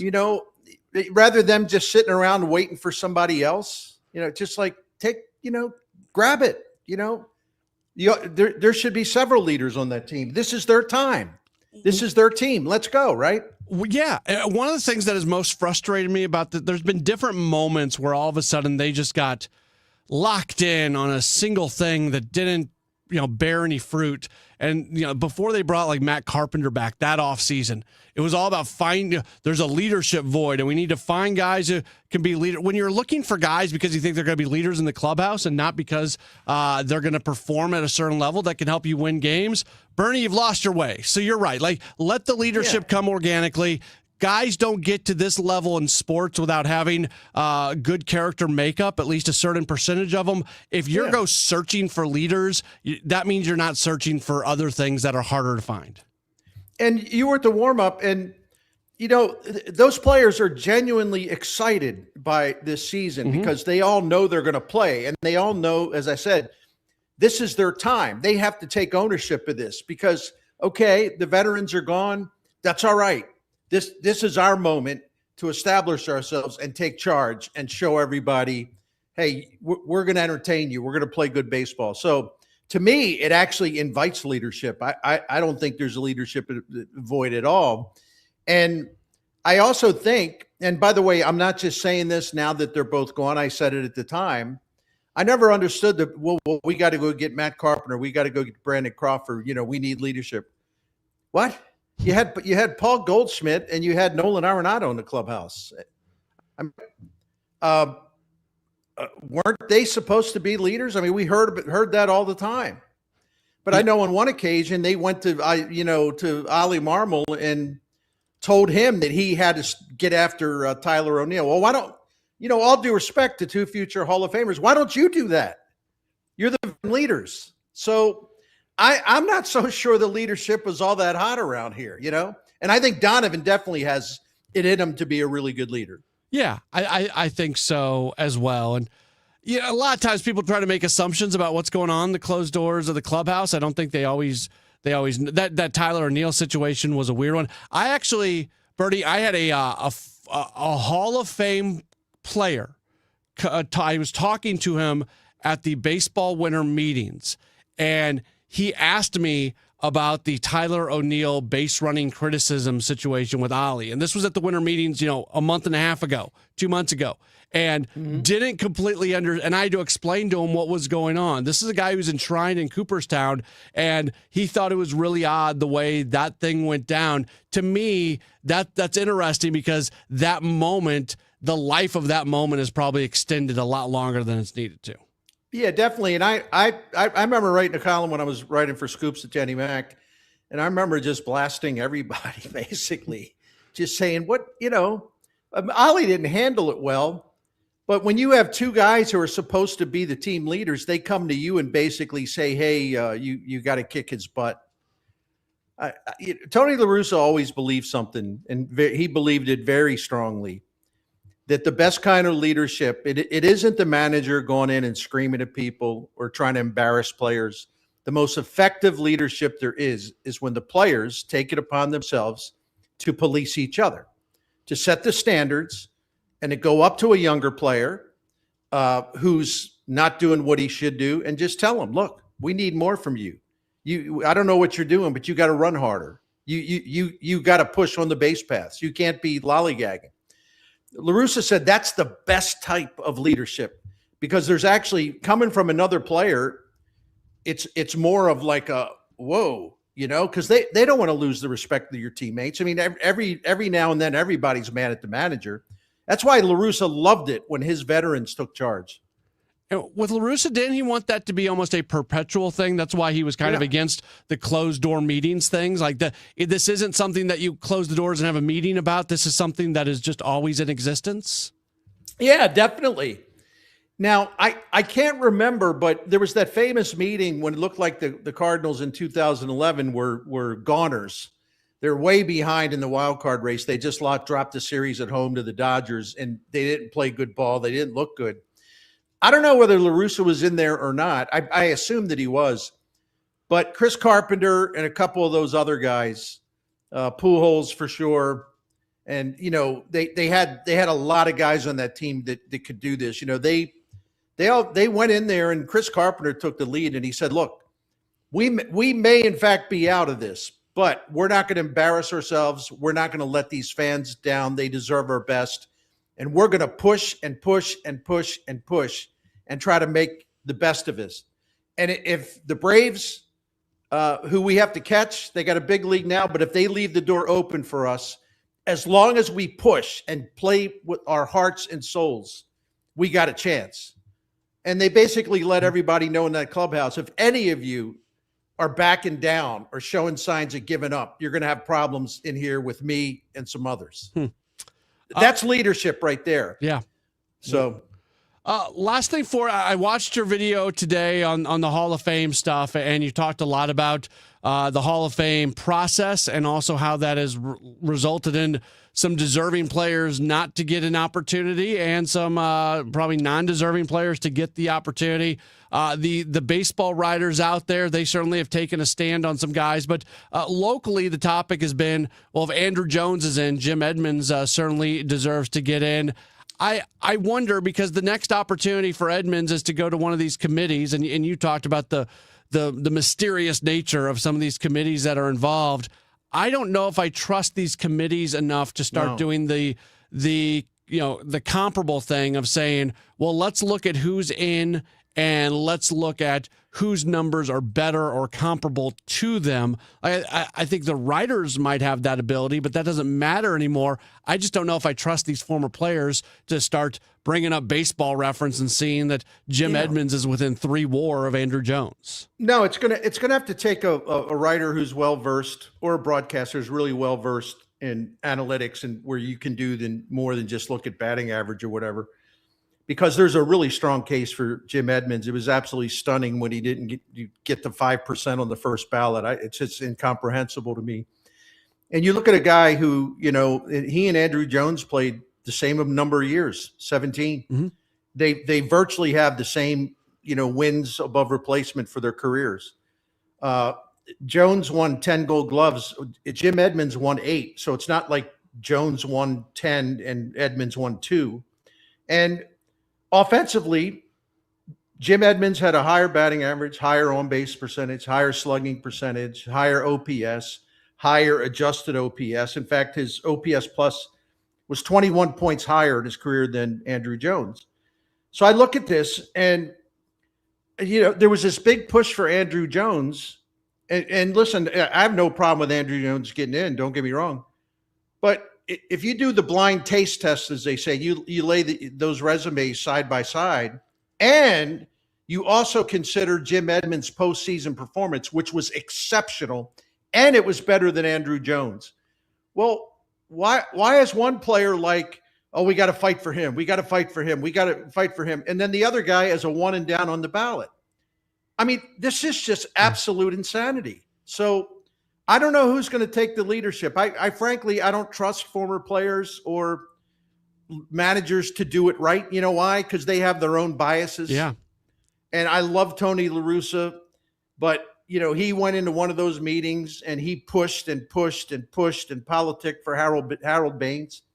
When he's on the committee, he can do what he wants. I'm just saying, I don't know that it gets you the result that you should get. Now, Tony would hate me for saying that, but I'm just trying to be honest here. No, I agree 100% with you. So I don't think, people yesterday were saying, oh, it's a slam dunk now that Edmonds is going to get in because Jones got in. I would push back on that narrative, and I know you would. Yeah, you get lost. You get lost on that maze of committees. Yeah. It's hard, and it's really, really, really hard to get those votes. I mean, Ken Boyer's another one that should be in, and his case has been before those committees several times. And I know the late, great Rick Hummel really, really pushed for it. Never could get the votes. Yeah. I mean, because I'm telling you, these committee members, it's a pretty small group. And if you got a couple of really aggressive types that can sway the others, well, a guy like Ken Boyer, who doesn't have, 2 or 3 people screaming on his behalf, he's going to get left behind. The same thing could happen to Edmonds. But I don't know, man. I think we all in St. Louis, from a media standpoint, just need to keep pounding on this. And I would welcome people to watch the video. I also wrote a column about it that's behind a paywall, but I'd like to get that out from under the paywall, maybe do another one, because I feel really strongly about it. I do mean, too. Jim Edmonds was a great player. Yep. 100%. Bernie, always appreciate the time. Can you tell us a little bit about Saliga before we let you go? Yeah, good to be with you again. Saliga Heating and Cooling's a Daikin Comfort dealer, and they've been taking care of St. Louis since 1927. That's right. The same family, the Saliga family, 4 generations of them have been doing this, taking care of St. Louis for 100 years. And I laugh at that because it's almost funny in a way, because how many family businesses go 100 years and it's just continuously, and it's the same family. And I'm chuckling to myself because it's like, I do these spots and I do them with enthusiasm because we've been a Saliga family for 18 years and we know how great they are because we've dealt with them so many times. But I always kind of chuckle because I'm like, all I got to say is the same family has owned this for 100 years and they're still going strong and they're still sticking with the same principles that made them such a coveted heating and cooling business here in St. Louis, and one that's very respected and admired.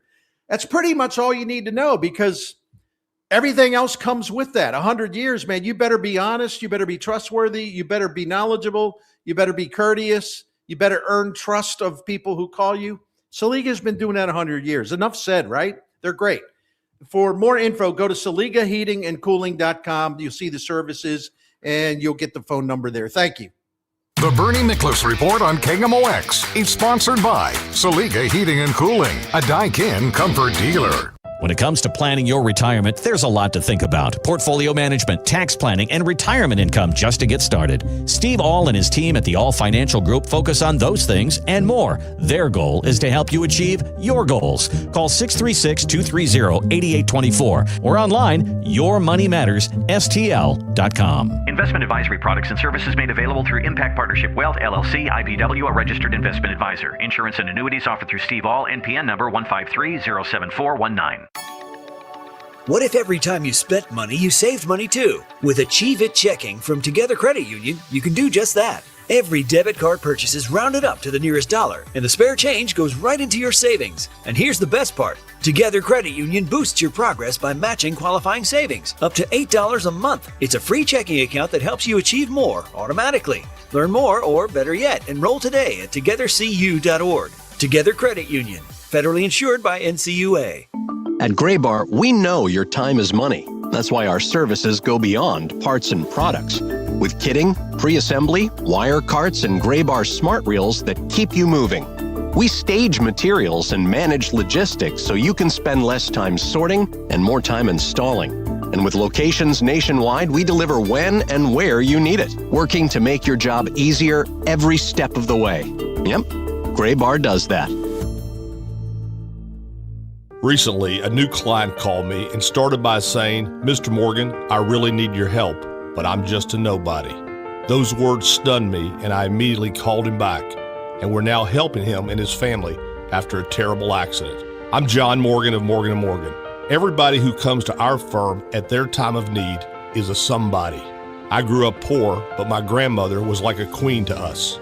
At Morgan & Morgan, our goal is to level the playing field for you and your family at your time of need. The insurance company has unlimited money and resources. You need a firm who can fight them toe-to-toe. For right at 30 years, we have fought them in courtrooms throughout America. Our results speak for themselves. And always remember this, everybody is a somebody, and nobody is a nobody. Visit forthepeople.com to learn about our firm. Morgan & Morgan, for the people. The choice of a lawyer is an important decision and should not be based solely upon advertisements. Past results afford no guarantee of future results. Every case is different and must be judged on its own merits. Looking for your dream home in Wentzville? Welcome to Sutton Farms by Lombardo Homes, where community and comfort come together. Enjoy resort-style living with a private clubhouse, indoor courts, a splash pad, sand volleyball, walking trails, and even a dog park. Design your own custom home in our Parkside, Nature, or Tradition series, all within the top-rated Wentzville School District. Discover the perfect blend of small-town charm and modern convenience at Sutton Farms, located off Piney Road in Wentzville. Visit LombardoHomes.com to learn more. Thank you, St. Louis, for making Genesis of St. Charles your most trusted and #1 Genesis dealer in Missouri for 2026. We know your time is valuable. That's why every purchase comes with 3 years of complimentary Genesis Service Valet. Unlock your e-price and save. That means complimentary vehicle pickup and delivery, plus a loaner vehicle at no additional cost. Or want something new? We'll bring the test drive to you. Visit genesisofstcharles.com today. Based on GMA sales records for 2025. See dealer for details. Playoff mode is on with FanDuel right now. All customers get a profit boost pack every NFL playoff game day, and that's been going on for a while now. So during the championship round on Sunday, you're going to find a pack loaded with multiple profit boosts waiting for you right there in the FanDuel app.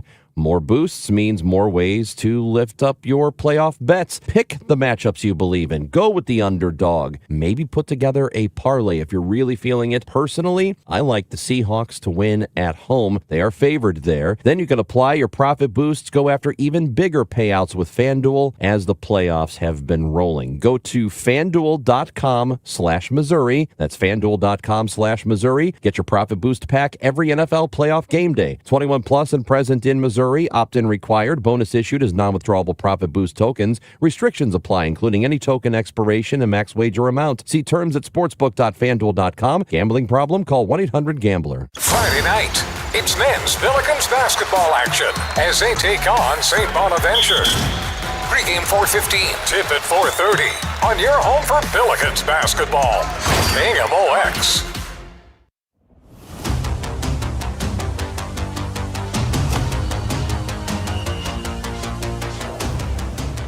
It's a Graybar Sports Open Line right here on KMOX. We did not have a show yesterday due to Billikens basketball, but we cannot go a week without talking to our good friend Hockey Amy. She is Amy Markscourse. You hear her on Chris and Amy. You also see her hosting Offside Hockey along with Chris Kerber, and she joins us for our weekly St. Louis Blues conversation. Hi, Amy.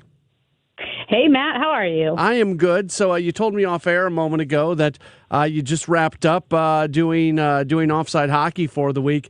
This is an interesting moment for the team. It feels like the narratives and the storylines have really started to dry up. You guys have to fill a half hour. So what type of things are you talking about on that show? It's worse than that, Matt. It is a full hour. Oh, excuse me, a full hour. Excuse me. No, it's one of those where you look at where the team is and you're realistic, but you also note some high points as well to focus on what's not going well. The Blues have one more road game in the month of January. That's Friday night in Dallas. They are trying to make it their first and only road win in the month of January. They've lost their 7 straight here on the road. Their last 7 on the road they've lost. So for whatever reason, things are not working on the road, which is kind of odd coming off of 2 big victories at home, Carolina and Tampa Bay, 2 really strong teams. So that is not great. And we talk about the muddy middle with the standings. The Blues are 7 points out of a wild card spot. you're like, okay, that's not impossible, but they're also second from the bottom in the league. So it really is one number or one position that tells two stories.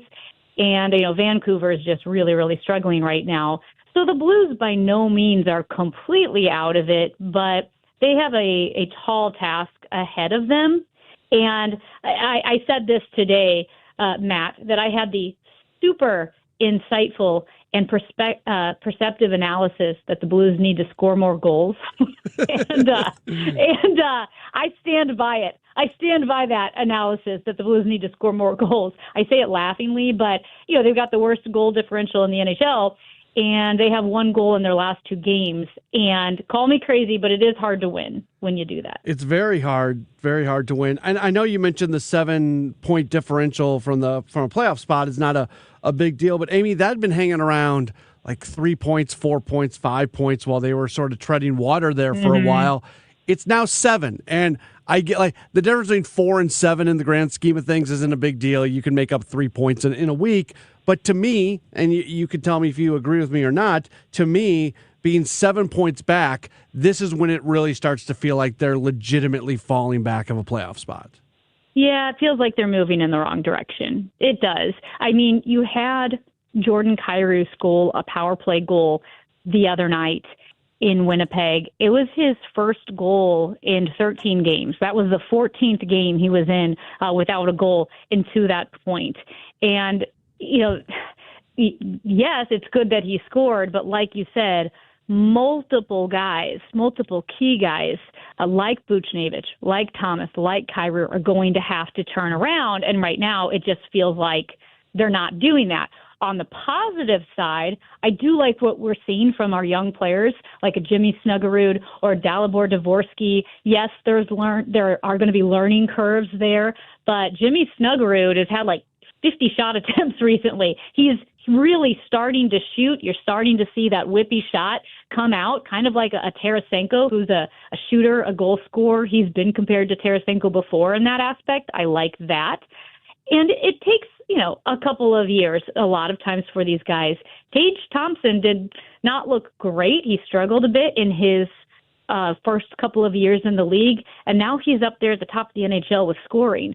So I do see a lot of hope with the future in guys like Snuggerud, Dvorsky, Otto Stenberg, who was on the top line in Winnipeg, Philip Broberg, signing him to a long-term deal. So it's, it's a bit of a weird transition time. The season's not what we thought it would be, but there is a lot of hope for the future. We're still like more than a month away from the NHL trade deadline, but it certainly feels like this team is moving in a direction where there could be moves made where some of the veterans on the team, if you find something, it feels like there's an opportunity maybe for the Blues to sell a little bit. Yeah, there could be. I mean, you hear the rumors that float around, and I don't know what to expect. I have to be honest. I haven't heard anything, but that's also maybe I'm not that much of an insider. But, the Blues, Doug Armstrong's going to have to decide where they are. Now, we remember a few years ago, was it 2016-17, when the Blues were struggling a bit and traded Paul Stastny at the end of right at the trade deadline, and a lot of guys took that personally, and it kind of boosted them a bit in their play. I'm not quite sure yet what to make of the upcoming trade deadline and what to expect. The injuries are still hurting the Blues. We saw Oscar Sundqvist go down when he got cut. Not sure when he'll return. Dylan Holloway returned against Edmonton, but then did not play in the game against Winnipeg. He practiced, but he didn't play. Apropos of nothing, Matt, but kind of interesting, when Oscar Sundqvist got cut, he collided with Connor McDavid in that Edmonton game. He went down awkwardly, and you saw a really odd reaction from him where he almost kind of convulsed a bit. His body, Chris Kerber said, Oscar's body kind of went into shock because he put his hand down near his skate, and there was blood on it. And then when Parayko reacted, and I think it was Shen reacted, and they looked panicked, then I think that panicked Oscar even more. But he wears cut-resistant socks. Oh. And there's different levels of cut-resistant socks. The more resistant they are, the more uncomfortable they are because they're like Kevlar. Yeah. And I don't know what level he wears, but Oscar Sundquist told Chris Kerber that those socks, he believes, really helped it from being much worse because as bad as the cut was, he needed stitches, several layers of stitches. It didn't cut any muscle, and it did not cut his Achilles tendon. And that's very interesting. Good insight right there. Before we let you go, the one bit of news we did get over the last few days, the Blues made a change at head coach for their AHL affiliate, and Steve Ott heads down there. And a lot of times in like the hockey hierarchy, it feels like an assistant coach at the NHL level is greater than a head coach at the AHL level. What did you think about the fact that they are giving this opportunity for Ott for at least the rest of this year? Yeah, it's interesting. I know things weren't going swimmingly in Springfield, so I think the Blues figured that Steve Ott could maybe add some of that stability that they needed there for the Springfield Thunderbirds. I also know that a lot of NHL head coaches, if you look at them right now, they've all had experience at one level or another being a head coach. You look at John Cooper, who will be coaching Team Canada. He coaches the Tampa Bay Lightning, Stanley Cup champions. He's been at every level, including the team that was based here in Chesterfield that moved to Texarkana. He coached in that league. And so, I think having a head coaching position could be a stepping stone to an NHL head coaching position, but I feel sad that we won't have him. The Blues won't have him behind the bench because he is such a fixture. He's a favorite.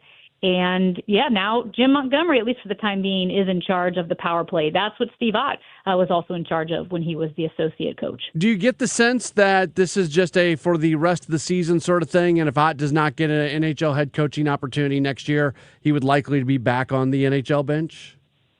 I have no idea. That's a good question. And I actually asked Curbs about this with Steve Ott. I said, Curbs, I'm going to throw it to you because this took me by surprise. And Chris Kerber said it took everyone by surprise. They woke up the next morning to the news. So I don't know what the long-term plan is other than, maybe it's a stepping stone to a head coaching position. That's a great question, Matt. I don't know. All right, we'll see how it all plays out. You listen to Amy Markscores as part of the Chris and Amy Show every day, 9 to noon, right here on KMOX. And make sure to watch Offside Hockey with her and Chris Kerber, a full hour of Blues talk every single week. And you can get it live. You can also get it via the app and YouTube and all that sort of stuff. Amy, thanks so much for the time, and we'll talk again coming up next week. Sounds good, Matt. That's Amy Markscores joining us on the program. We appreciate her taking a few moments of her time. We'll take a break. We've got a lot more coming up. Don't go anywhere. It's a Graybar Sports Open Line on KMOX. The St. Louis Symphony Orchestra brings the sweet nostalgia and soul-shattering passion of Tchaikovsky's Fourth Symphony to life this January. This energetic program also features performer Wu Wei playing a stunning concerto on the sheng, a mouth organ and one of the oldest known Chinese instruments. Don't miss this unique program. January 24th and 25th at Powell Hall at the Jack C. Taylor Music Center. Tickets at slso.org.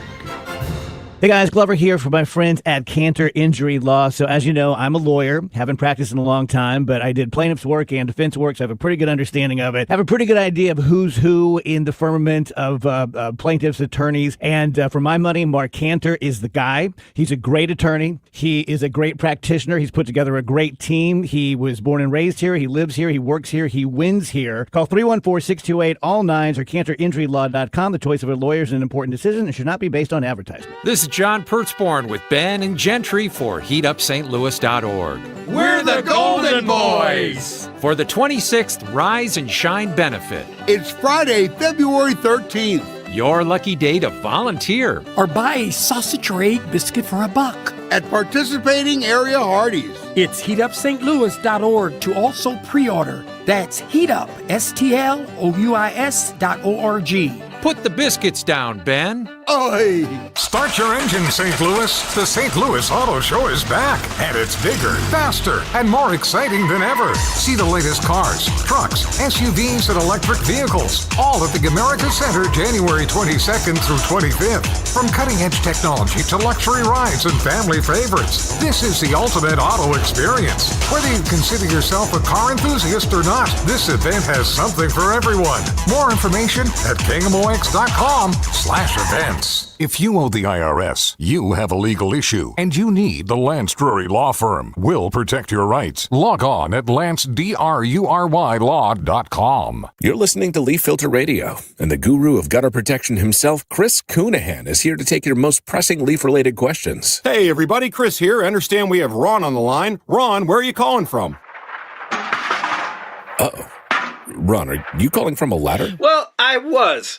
I wanted to ask Chris what I need to do to get my gutters ready to have leaf filter installed. Oh, Ron, you don't have to do anything. A Leaf Filter Trusted Pro will come out and clean out your gutters, realign and seal your gutters, and install Leaf Filter, America's #1 gutter protection system. So I didn't need to get on this ladder? Ron, Leaf Filter Trusted Pros are in your neighborhood and ready to help. Just visit leaffilter.com/deal to schedule your free gutter inspection and get up to 30% off. Thank goodness.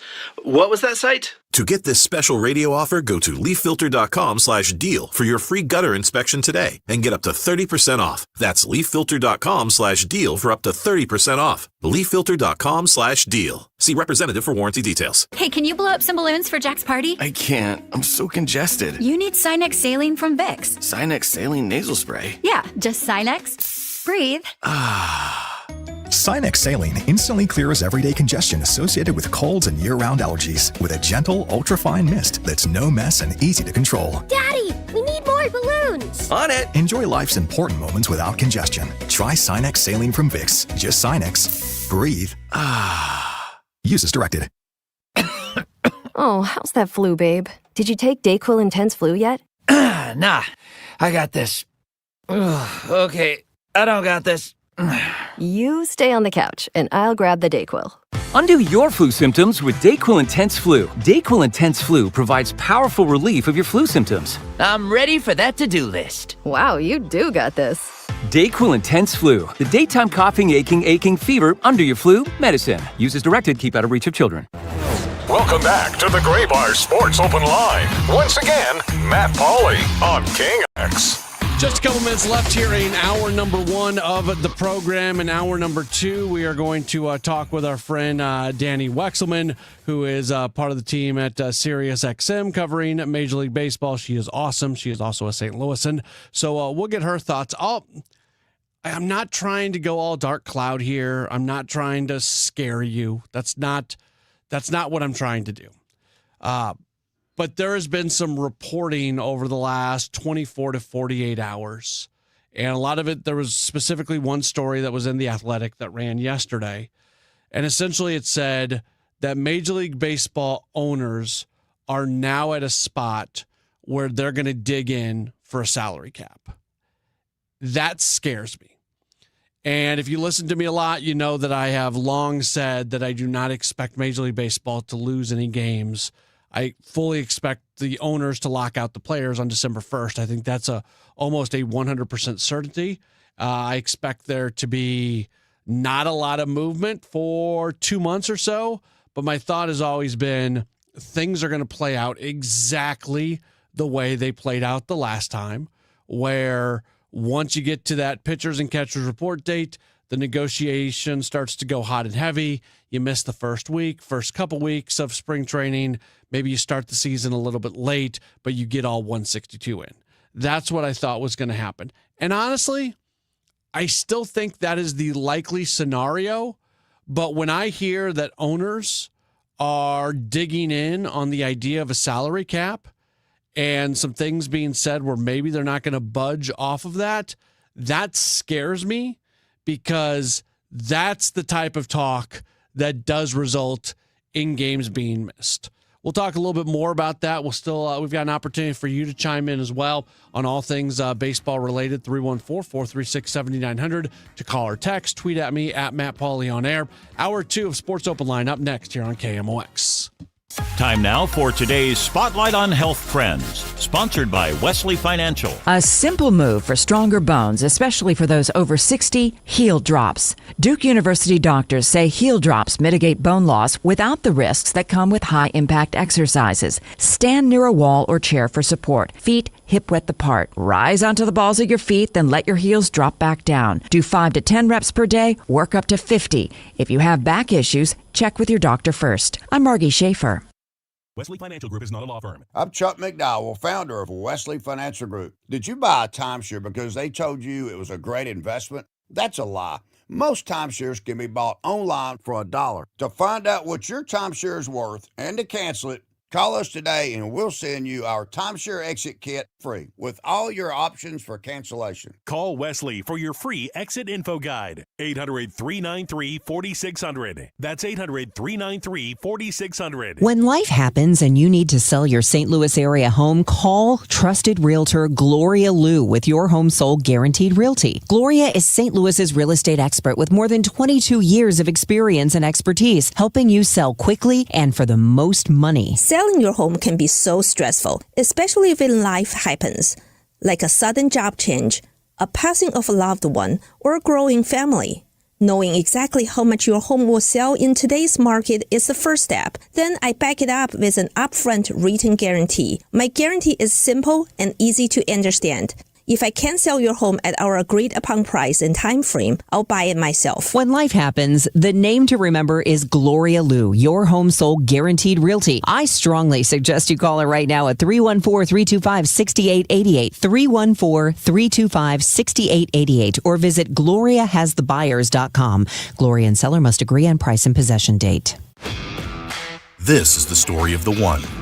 As the purchasing manager at a manufacturing plant, she knows the only thing more important than having the right safety gear is having it there when you need it. That's why she partners with Grainger for auto reordering, so her team members can count on her to have cut-resistant gloves on hand, and each shift can run safely and efficiently. Call 1-800-GRAINGER, click Grainger.com, or just stop by. Grainger, for the ones who get it done. Are you 50 or older? This news is for you. The CDC recommends you get vaccinated against pneumococcal pneumonia. Even if you're healthy, your age puts you at risk. People 50 or older are over 6 times more likely to be hospitalized with pneumococcal pneumonia compared to adults 18 to 49. Just one shot can help protect you. Learn more and schedule at vaxassist.com. That's VAXassist.com. Sponsored by Pfizer. Celebrating 100 years of informing and entertaining. KMOX AM St. Louis, KMOX FM Hazelwood, the voice of St. Louis. This is CBS News on the Hour, your home for original reporting. I'm Jennifer Kuiper. After meeting with the head of NATO, President Trump says he has formed the framework of a future Arctic deal. The president's disclosure coming just a couple of hours after he spoke about needing Greenland at the Davos Economic Conference in Switzerland. He has also backed off his threat of European tariffs, but CBS's Ed O'Keefe in Davos reports. Several top European leaders still expressing skepticism that the president's really going to back off those new tariffs. One German official quoted as saying, "We cannot sit back, relax, and be satisfied." So they're talking about using what they call a bazooka tariff, up to $100 billion in new tariffs against goods and services sold into the United States. All of that would mean higher prices for American customers. Federal immigration enforcement is expanding to Maine. CBS's Camilo Montoya Galvez has details. I am told by a U.S. official that many of the people that ICE intends to target are Somali immigrants. That population has been a frequent target of the president, who often describes members of that community in derogatory terms. That community is also being targeted to some extent in Minnesota. They have been implicated in those fraud allegations that have been cited by the president to justify this crackdown. The Supreme Court has heard arguments over the attempted firing of Fed Governor Lisa Cook by President Trump. CBS News legal analyst Thane Rosenbaum. Even the more conservative justices on the court were skeptical that a president could fire a governor on the Federal Reserve Board before her tenure is up without showing cause in the failure of the performance of her duties while on the board and without any administrative hearing or even a visit to the White House where the facts against her would be presented. Preparations are underway from Texas over to the Carolinas and up to the Northeast as a snow and ice storm is expected this weekend in Tulsa, Oklahoma. Getting wood. I want to keep my house warm. In slush, trying to get a rick of firewood loaded. So it's best to be prepared now so that when the weather hits, you don't have to come do it when it's so cold. In a bipartisan vote, the House Oversight Committee approves 2 resolutions to hold former President Bill Clinton and former Secretary of State Hillary Clinton in contempt of Congress. CBS's Nicole Killian on Capitol Hill. Chair Comer believes they have information that is pertinent. Furthermore, he argued that while, yes, some other individuals, former attorney generals, had had the opportunity to provide sworn written statements, he said that was in part because they didn't really have any information relevant to the case. A judge has thrown out the boundaries of New York City's only Republican congressional district seat covering the southern Brooklyn and Staten Island areas and ordering a redrawing due to unconstitutional vote dilution of Black and Hispanic residents. This is CBS News. Follow and listen to CBS Mornings on the go on the free Odyssey app or wherever you get your podcasts.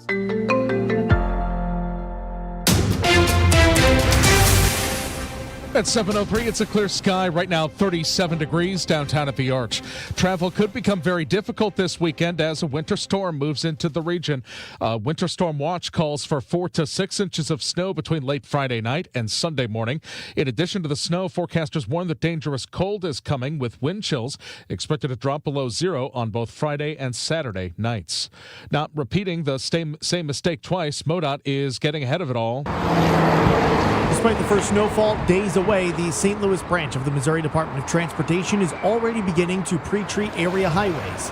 In the first major snowfall of the winter season, MoDOT admitted they failed to pre-treat the highways, anticipating the snowfall would come later in the day. This contributed to an abundance of chaos on the roads, including extensive backups and a number of accidents.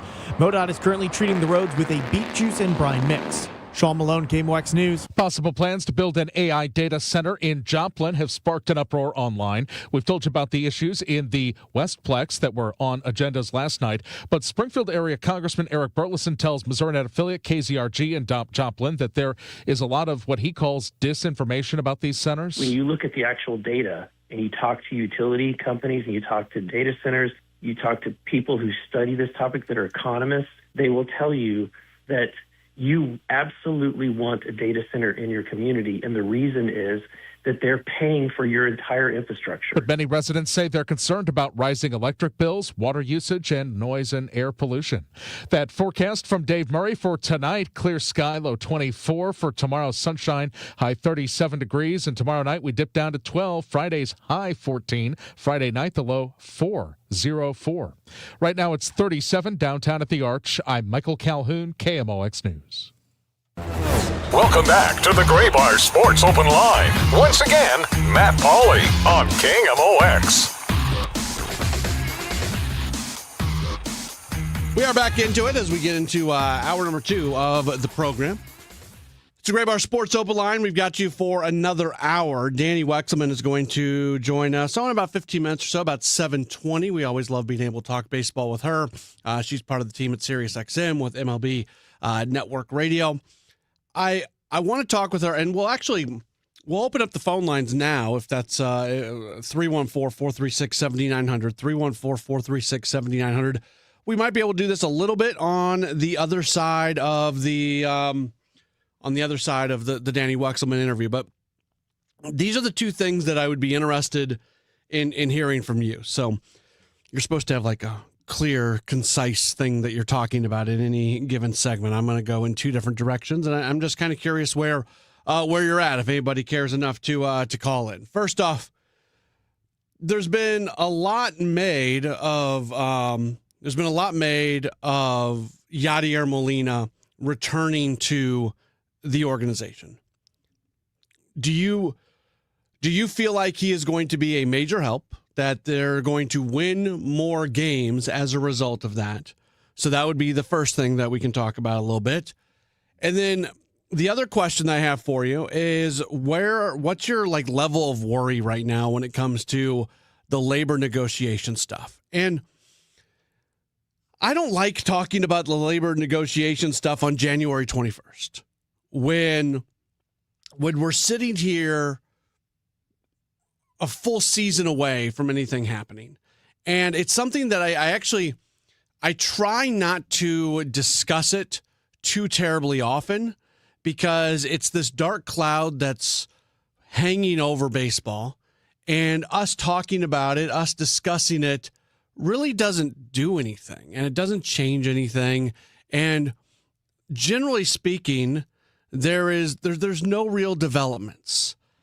And then I thought it was a little bit of a development in the story that was read in the article. And I mentioned this before we went to break, before the 7 o'clock news.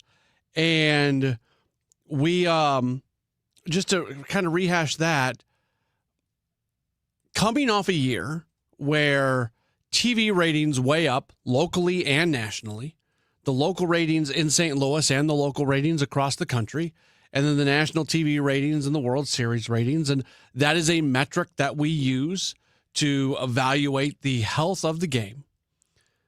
They're all up. They are all in a really good spot. Revenues nationally continues to go up. Now there are teams like the Cardinals that are working through some local media disruptions that will impact their media. There is a good chance that the Cardinals take a legitimate hit from a revenue standpoint as a result of what's going to happen with the TV deal.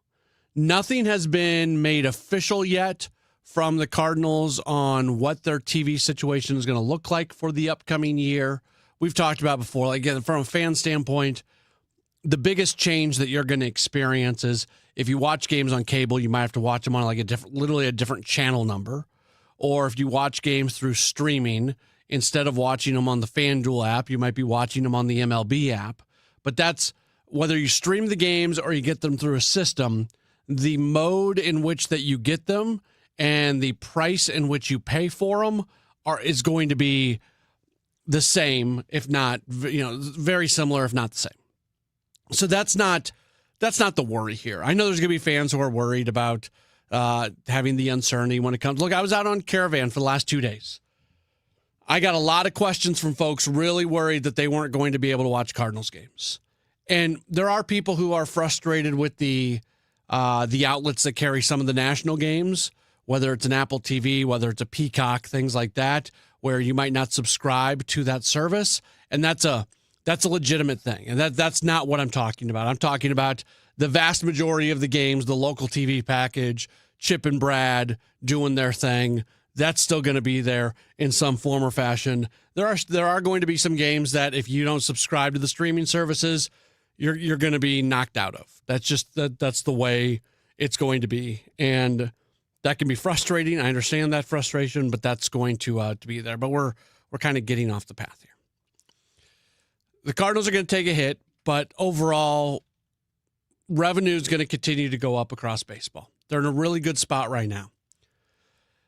Then the Kyle Tucker thing happens, and that's where we start to hear these rumblings, these whispers. All of a sudden, we're starting to read things where anonymous owners in Major League Baseball are saying that there has to be a salary cap and that they're going to dig in on a salary cap.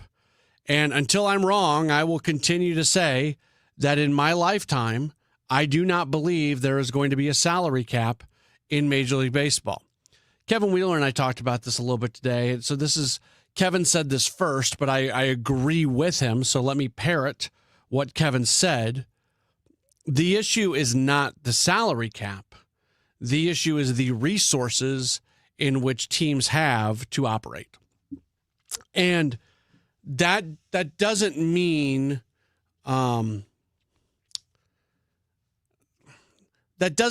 that you're not going to put some things in place that can't help, whether it's a higher tax rate, different tax thresholds. You can do all of that. But the bottom line here is, even if I would contend most Major League Baseball teams can spend more on salary than they currently are. Almost like Even the Dodgers could spend more. The Dodgers make so much money. You can actually argue that the Dodgers could spend more on their payroll than they currently do. So I will amend my statement to say that every single team in baseball could spend more on their payroll than they currently do. But not every team can spend the same amount on payroll. So if you went to a hypothetical world where every team was spending to their extreme level of what they can spend from like a business perspective, well, then the Dodgers are still going to be spending so much more. If the Pittsburgh Pirates all of a sudden push their salary as far as they can possibly push it, and they haven't even been in the zip code of that in recent years, the Pittsburgh Pirates could spend so much more money than they spend right now. But even if they push all the way in, they're not going to get anywhere close to being able to do what the Dodgers can do, what the Yankees can do, what the Cubs can do, what those teams are able to do. So that's where the problem lies in all of this. And luckily, baseball is a sport where you can find other ways to win. I thought Chaim Bloom was really, really good when he talked about this at winter warm-up. And that he said, yeah, the Cardinals can't do what the Dodgers are going to do, but that just means we need to go find a way to win in other ways. And we can't use that as an excuse. So not using that as an excuse. And the finances of baseball are not the same as they were even 10 years ago. But when you watch a team like the Kansas City Royals get to back-to-back World Series and win one of them, when you see what the Tampa Bay Rays have been able to do for an extended amount of time, when you see what the Milwaukee Brewers have been able to do over an extended amount of time, clearly you can win without a huge payroll. Now, people listening might go, but Matt, the only team that you just mentioned there that actually won a World Series was Kansas City, and it's been a while since that happened, and things are different. Yeah, you're right. I can't argue back on that, but I also would say if you get to a World Series, you got a chance to win the World Series. The Dodgers almost lost in the postseason multiple times. There were multiple times this year where they were at the edge of being eliminated, and they did something to not be eliminated, and eventually they did something to win the World Series. So if you're the Cardinals and you can get a plan to get to the World Series, then you can have a plan to win the World Series, and I'm hopeful that that's the plan that they're on right now when it comes to Chaim Bloom. But clearly the economics in baseball are not fair at the moment. And until they find a way to level the playing field, and I'm not convinced that it is a salary cap. I don't think that's going to happen. But if you can put in some different taxes, some different tax thresholds, probably include some sort of floor or at least incentivize to spend a certain amount of money. If you can do all of those things and then bring legitimate revenue sharing into baseball, like really, really legitimate revenue sharing into baseball, that fixes a lot of things. I would argue legitimate revenue sharing is going to be more impactful than a floor and cap. Because if you're doing a floor and a cap, there's probably still going to be over $100 million, maybe $200 million difference between the floor and the cap. So, yeah, it'll be nice. Like the owners can go there and wave their flags and say, look, we got a salary cap. We beat the players, which I don't think is going to happen. But I don't think it's going to be that impactful because the big market teams are going to spend to the cap and the smaller market teams aren't. And there's still going to be a wide range. If you can bring in legitimate revenue sharing and require teams receiving revenue sharing to spend their revenue sharing money plus whatever they should be spending anyways, then that is something that can maybe actually impact the sport. I have very little confidence that a system like that is going to be negotiated. It takes so long to put something like that in place. I don't think it's going to be happening this year when they work out the next CBA. Danny Wexelman, she joins us next. It's Graybar Sports Open Line on KMOX.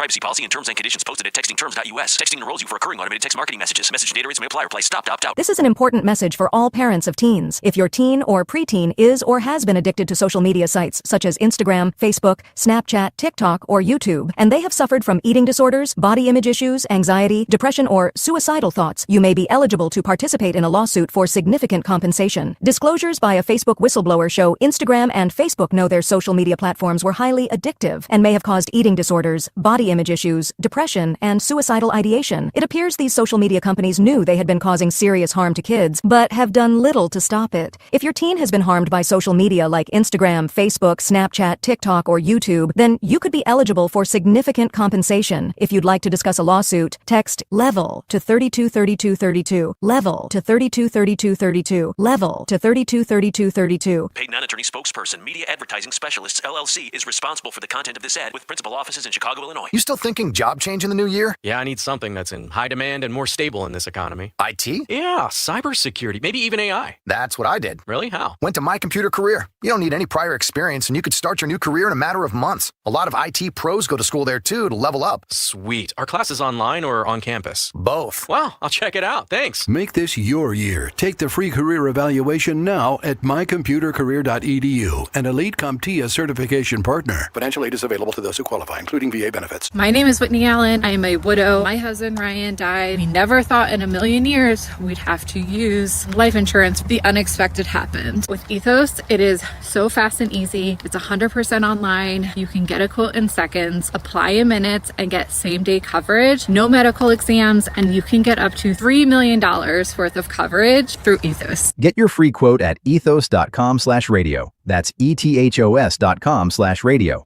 Time spent on application may vary. Online health questions required. The Menards 15% off bag sale is here. Whether you pack it, load it, stuff it, or stack it, if it fits in the bag, you save 15%. Need new tools? Updating your bath or faucet? Or simply want some snacks? Put them in the bag and save 15%. So pick up a bag in-store at Menards and find out how much you can fit in the bag. Now through January 24th. See store for complete details.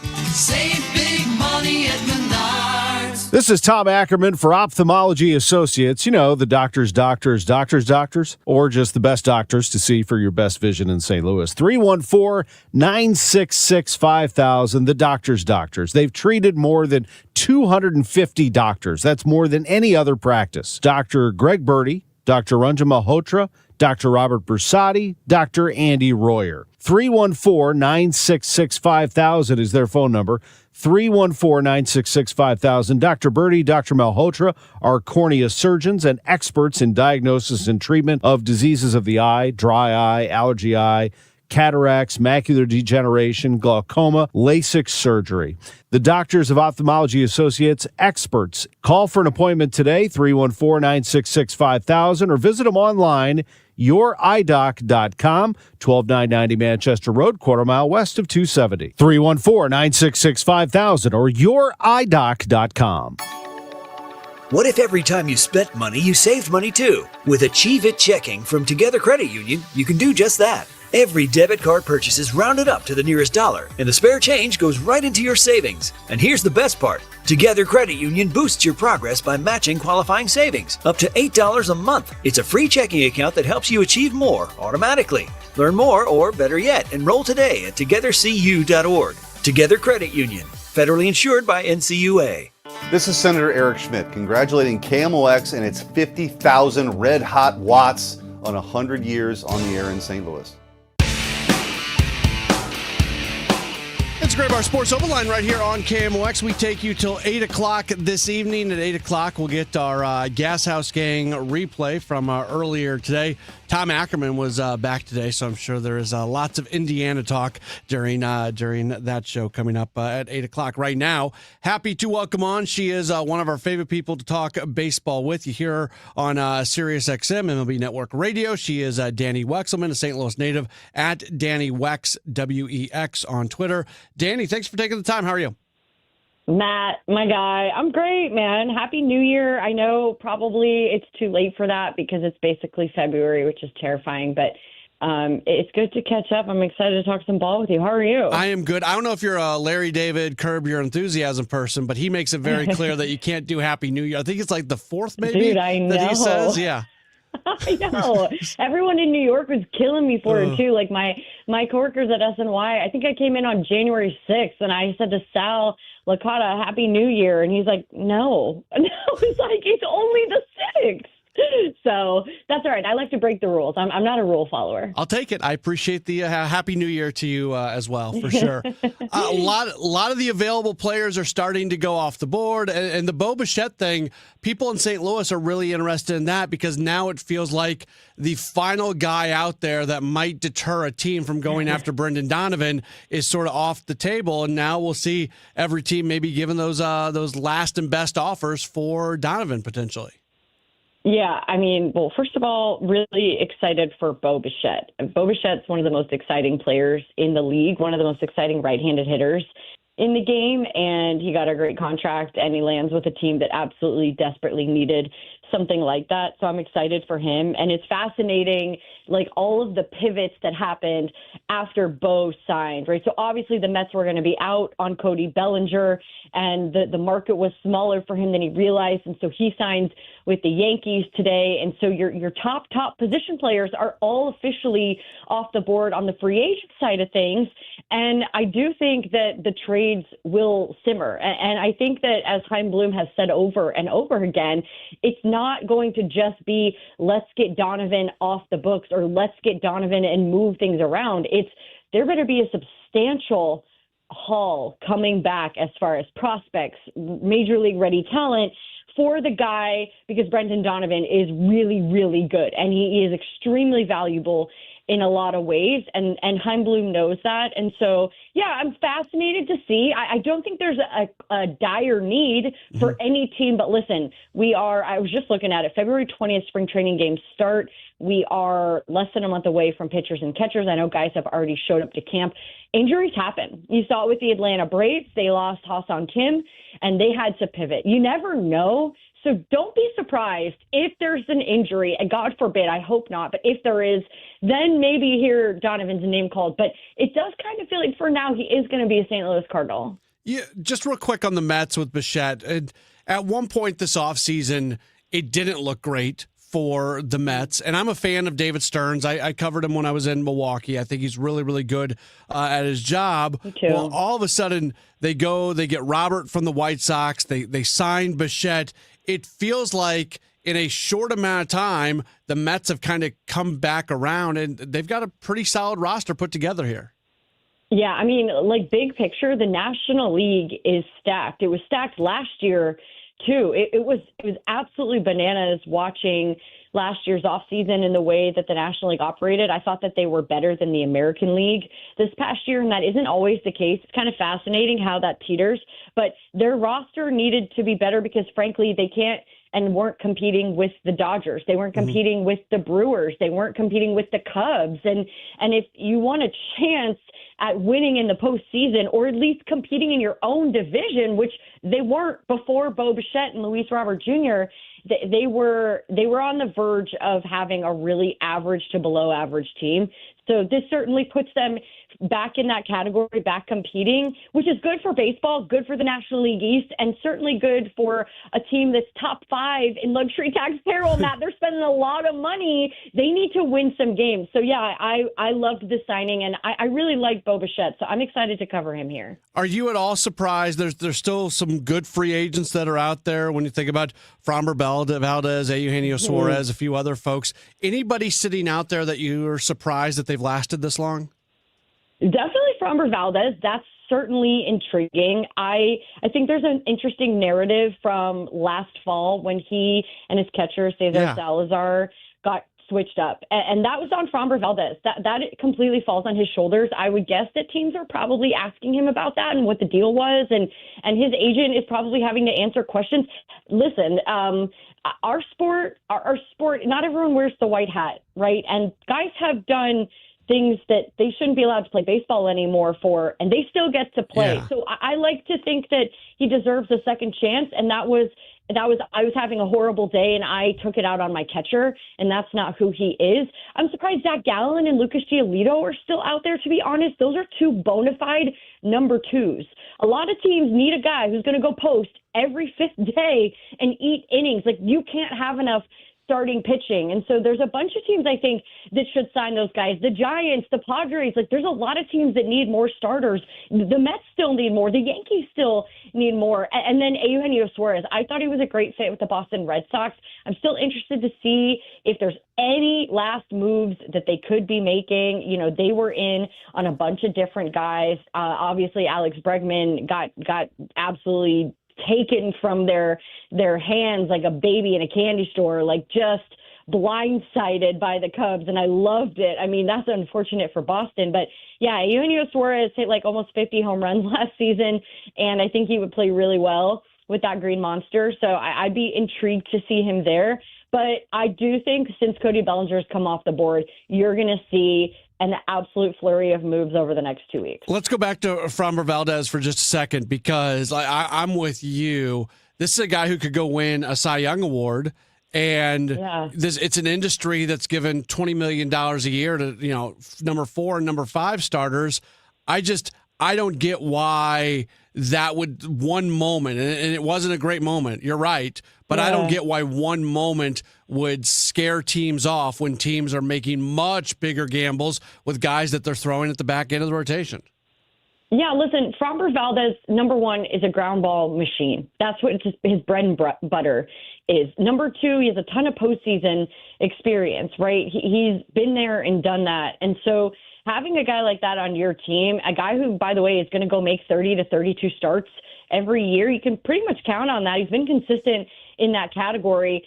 Any team, all 30 teams could use a guy like that. But I will say that I think that, you know, it leads me to feel like maybe there's something else going on. Maybe teams don't like what they've dug up. I really don't know, and I don't want to speculate or say something because I don't know Framber Valdez personally. I've never interviewed him or spoken to him, but I think from the outside looking in and knowing that teams love starters and that, as you said, they would sign a number 4 for a lot of money, and we've seen that. Like, I think, you know, Dylan Cease made out with an absolute haul. So I'm surprised he's still out there, but maybe he's being picky. Maybe it's on his end. Maybe he had his sights set on a specific team or region of the country. Maybe he's trying to be closer to his family and he's trying to make it work. That's certainly, as you get to free agency at this age, which you hear a lot about, guys want to be picky. Like, there's a reason Corbin Burns last offseason chose the Arizona Diamondbacks. That made no sense because he wants to be closer to Arizona and closer to his family. Like, when they get to ages 30, 31, and they've got kids and their kids are in school, like, the inside scoop here is that they do care about winning, but they also care about their family. And so maybe that's a part of his decision. No, that's a great point. And it is, as somebody has to leave my family for a month during spring training, I can't imagine what it's like to be gone for half of 6 months. It's and for some of these, for the entire 6 months, if your family isn't with you wherever you're playing. Yeah, that's exactly what it is. And, you know, Alex Bregman was rumored to be interested in Arizona for the same reason. His family lives there. He opened a gym there. Like, who wouldn't want to live at home for an extra month? So I'm kind of curious as well, but I will say this too. I think the market hasn't looked the way we anticipated back in October, right? Season ends and everyone thinks Bellinger is going to get $200 million and that Kyle Tucker's going to get $400 million and Bo Bichette's going to get $250 million. And the market didn't dictate that. It dictated short contracts. Right? Dylan Cease, by the way, has the longest contract of every free agent. And if you would have told me he was getting 7 years and no one else would get more than that, I would have laughed in your face, right? And so the market is not dictating what we thought. So that's another part of it too. There are teams who maybe are looking at a shorter term contract, which is what we've seen for higher average annual value because they don't want to commit. No one wants to give 7 or 10 years, and really they shouldn't anymore. And especially with the looming lockout. The collective bargaining agreement is up on December 1st.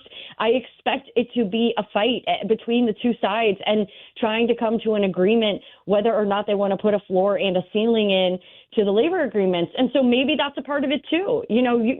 It's been a funny market this year. It really has. A couple more minutes with Danny Wexelman from SiriusXM and SNY in New York. Cardinals have been connected to Miguel and Duhar. They have also been connected here recently to Austin Hayes. Chaim Bloom has been very open that they want to find a right-handed bat that can play in the outfield. Expectations not overly high for this team this year, but do you like the idea of a player like that joining the Cardinals? Yeah, it was so interesting. I saw an article over on MLB.com about, and it had a really interesting quote. John Denton had it from Jordan Walker about how, Jordan Walker, I covered him in high school. Jordan Walker is going to be 24 years young. He is a baby, and he's going to be a veteran voice in that clubhouse. And so I love the idea of having a veteran player in that clubhouse, a position player who can rally the troops, give the guys, a lot of support, build camaraderie, build chemistry, show them the way. Like, by no means do I think Jordan Walker cannot do it. I absolutely think he can do it, and I think he can be vocal, and he learned from some of the greatest in the game to ever do it, right? But I would love to see them just have another voice along with Lars Nootbaar, along with Brendan Donovan, right? There's a bunch of guys there, but I would just love to see one more veteran voice there that's kind of been through it. I think that would be fantastic for this young group that, while you said it, maybe the expectations are neutral, and being 500 this year would be an incredible goal. I think this team is going to surprise people. I think allowing guys to play natural positions and resetting a little bit, there's not pressure. You often play freer. And so there's going to be some bumps and bruises along the way. But I think this team could surprise you in the way they compete. They're led by great competitors, and I think that they're going to be hyper competitive this year. Last thing for you, you mentioned the lockout a moment ago, and owners almost assuredly will lock players out on December 1st. And then the question after that is going to be, are they going to get to spring training on time? Are they going to miss games? How long will this thing linger? There was a story in The Athletic yesterday that's basically quoted an owner as saying that they want a salary cap and they're willing to dig in on this no matter what. It feels like if owners are going to dig in on that, that's the moment where you're risking games being lost. When you read things like that, how do you feel about it? Oh, it makes me sad. It makes me stressed, to be completely honest, as someone who works in the media. And I'm my own boss, and I'm a freelance employee. So like on my side of things, like I don't know if I'll have work. I don't know what that means. I've only truly worked seriously through one labor negotiation, and luckily for me, my job's continued. But it's stressful. It makes me disappointed because the sport is in an incredible position with the World Baseball Classic coming up. You're coming off the heels of one of the best postseasons we've ever seen in World Series we've ever seen. And you also have the Olympics, and baseball is back in 2028 in the Summer Olympics. I don't know if people realize that, but baseball will be back.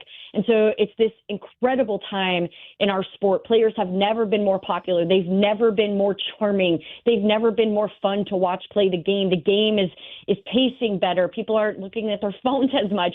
And so the idea of slowing down the momentum that our sport has created crushes my soul. And it not only affects the big leaguers, it affects the next group of guys coming too. And so I just think it would be a shame. And it would be elementary if these sides can't come together and figure this out for the good of the sport. And I think that it's not black and white. It's going to be difficult. It's going to be tough. But ultimately, there's a way. And we've seen our sport grow tremendously over the last 5 to 10 years. So I want to hold faith. Rob Manfred loves to emphasize the fact that games have never been lost under him when it comes to these bargaining agreements. Spring training games, sure, maybe the season is pushed back. I don't know, but he's never lost games. And I'd like to believe that trend will continue. I hope so as well. Danny Wexelman, she is awesome. Part of the team at SiriusXM, part of the team at SNY, at Danny Wex on Twitter. Danny, thanks for it's an hour later in New York, so I know we're keeping you up late. So thanks for doing this with us. No, it's great. It's great. I am slowly starting to work my way back, but it's still cozy season, Matt. Okay. So I am about to be my grandma self and go to bed soon, but I always have time for you guys. Thanks for having me. You bet. Thank you. That's Danny Wexelman joining us on the program. She is the best. Love being able to talk to her. And I think that's the other side of this that sometimes we forget about. And I've talked about this a little bit more lately because I've talked to people. I've seen some people. The cost of the Cardinals not being great over the last couple seasons can be felt by business owners in downtown St. Louis who rely on Cardinals attendance. Now, it's not per se the Cardinals' moral responsibility to put a product on the field that's going to draw tons of fans so that these businesses that have nothing to do with the Cardinals can be supported. So that's not what I'm trying to say. But there is a cost, and the Cardinals are part of the St. Louis community, and it's been tough. It has been tough for many businesses to deal with not as many fans. Well, to take that to a larger degree, think about all the people who are impacted if there ends up being a lockout of any type of long season or long time. If games are lost, that's what I'm trying to say. Those businesses have nothing. People, a lot of these broadcast stuff, you just don't think the ushers, the ticket takers, the people in the concession stands, the people who do the broadcast, the vast majority of people involved in TV broadcast behind the scenes, the guys who are running the camera, the folks that are running in the truck, doing all that, they're contractors. They're not full-time employees of a TV network. All of a sudden, 162 or 81 games are gone that you normally rely on each year, just done. And it's a challenge. So again, the players and the owners need to figure out the deal that's right for them. But I also don't think we should forget how many people are impacted by decisions that are made and games being played and games and teams being competitive and all of that. All right, we'll take a break. We'll come back. We've got a lot more to get to. We don't have a lot of time to do it, but we got a lot to get to in the final 20 minutes of the show. It's a Gray Bar Sports Open Line on KMOX. Hey guys, it's Dave. You know that saying, new year, new you? Well, how about new year, new home upgrade? Right now, when you buy 4 windows from Universal Windows Direct, you get 4 free. That's one of the biggest offers they've ever done. And with 0% interest financing for 60 months, you can spread out your payments over 5 years, same as cash without a penny of interest. But there's more. You'll get $1,000 off your entire project, plus a little something to look forward to, a vacation voucher through Destination Motivation with every purchase. Call 314-334-2522 or visit universalwindowsdirect.com. Unlock a brighter outdoor space in 2026 with Chesterfield Valley Nursery. Let us be your trusted partner for all your landscaping, lawn, and gardening needs, empowering you to create a haven that brings joy and serenity to your life. From landscape design to property maintenance to our garden center, we're here for you. Houseplants, tree shrubs, organic soil mixes, gardening and plant classes, and more. Chesterfield Valley Nursery's Garden Center has what you need no matter what the season. Visit us weekdays from 9 a.m. to 4 p.m. Saturday hours start in March. Follow us on Facebook or Instagram for all class and sale updates. St. Louis has a voice. KMOX, the voice of St. Louis. That voice has shared our stories from headline to history. This is Harry Carey from the beautiful new Busch Memorial Stadium. From moment to memory. The chase is on. Among those voices, Bruce Bradley. I felt better when Jimmy Carter was president, knowing that Rosalind Carter was around saying, now Jimmy. Working at KMOX is an honor and a responsibility to represent this community. It's one we take seriously. KMOX, the voice of St. Louis. You know Gray Bar for electrical parts, but there's one more thing you may not be thinking of us for that can help maximize your next project's total value. Our pre-project planning services are designed to help you win the bid, save on labor costs, and keep your installers productive across your entire build. The sooner you call us, the better, because when we're there from the beginning, we can anticipate your needs and help you solve problems before they become problems. Yep, Gray Bar does that. Attention business owners with a net income over $500,000. You need to work with a tax strategist that understands your entrepreneurial mindset. Download the most recent white paper written by E3 Consultants Group titled The Power of a Professional Tax Strategy Team. Go to e3wealth.com/radio to obtain a copy. It's time to learn about wealth and tax strategies that protect your personal and business economy. E3 is ready to help you think differently about your finances. Educate, empower, enlighten. That's the E3 difference. Here in St. Louis, we take pride in supporting our health and our community. That's why more and more families are turning to Neovitin multivitamins, created by a local physician and made right here in the U.S. using the highest quality domestic and international ingredients. With formulas for men, women, and adults 50 plus, Neovitin helps keep St. Louis families energized, supported, and ready for life. Find Neovitin at your local Deerbergs, Schnucks, and online at neovitin.com. Neovitin, trusted nutrition from St. Louis for St. Louis. Hey, good morning. You're heading to the airport, right? Yep, thanks for checking. I like the car. How long have you been a rideshare driver? About 3 years now. I really enjoy it. Isn't it hard to make money these days with the price of gas being so high? Not for me. I use Upside, the free app that gives you cash back for every gallon of gas you buy. Wait a minute. Are you saying you actually get real money back when you get gas with the Upside app? Yep, I get real cash back every time I get gas. Does that actually add up to anything? I'll make around $200 to $300. Wow, that's serious extra cash. I'm downloading the Upside app now. Download the free Upside app now to earn real cash back every time you buy gas. Use promo code RAIN to get up to a $5 per gallon bonus on your first tank. You can cash out anytime, right to your bank account, PayPal, or a gift card for Amazon and other brands. Just download the free Upside app and use promo code RAIN to get up to a $5 per gallon bonus on your first tank. That's code RAIN.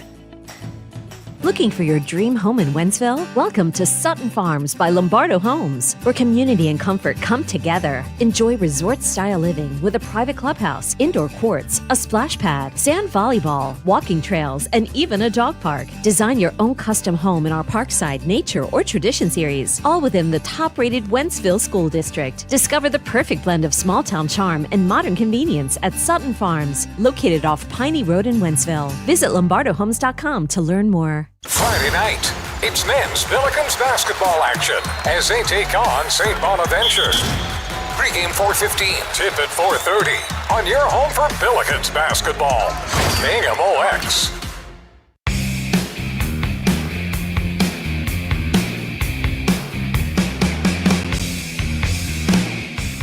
Have about 15 minutes or so left in the program. Again, if you would like to chime in on anything that we are talking about, we welcome in your phone calls. We welcome in your text messages. We welcome in your tweets if you want to call or text. The phone number is 314-436-7900, 314-436-7900. Phone lines are open right now. Text line open right now. You can tweet at me at Matt Pauley on air, MattPauley on air, or you can leave a video message for those of you who are watching on the video stream on Facebook, Twitter, and YouTube. Programming reminder for you tomorrow. We've got the Countdown to Opening Day show. That's going to be coming up from 6 o'clock to 8 o'clock. It'll be me and Mike Claiborne, and then we're also going to replay much of what we always do that first show after the winter warm-up. We play back much of the really good stuff that we got out of winter warm-up. So we've got that coming up. Had to kind of laugh. I just saw this. This came out late this afternoon, but I missed it. So the Dodgers did officially announce today, even though that it had been reported and everything. The Dodgers officially announced today that Kyle Tucker signed the 4-year, $60 million per year contract. So once they formally signed it, they had to make room on the 40-man roster, and you might recognize the name of the person who has been designated for assignment. Michael Ciani is no longer on the Dodgers 40-man roster. He has been designated for assignment.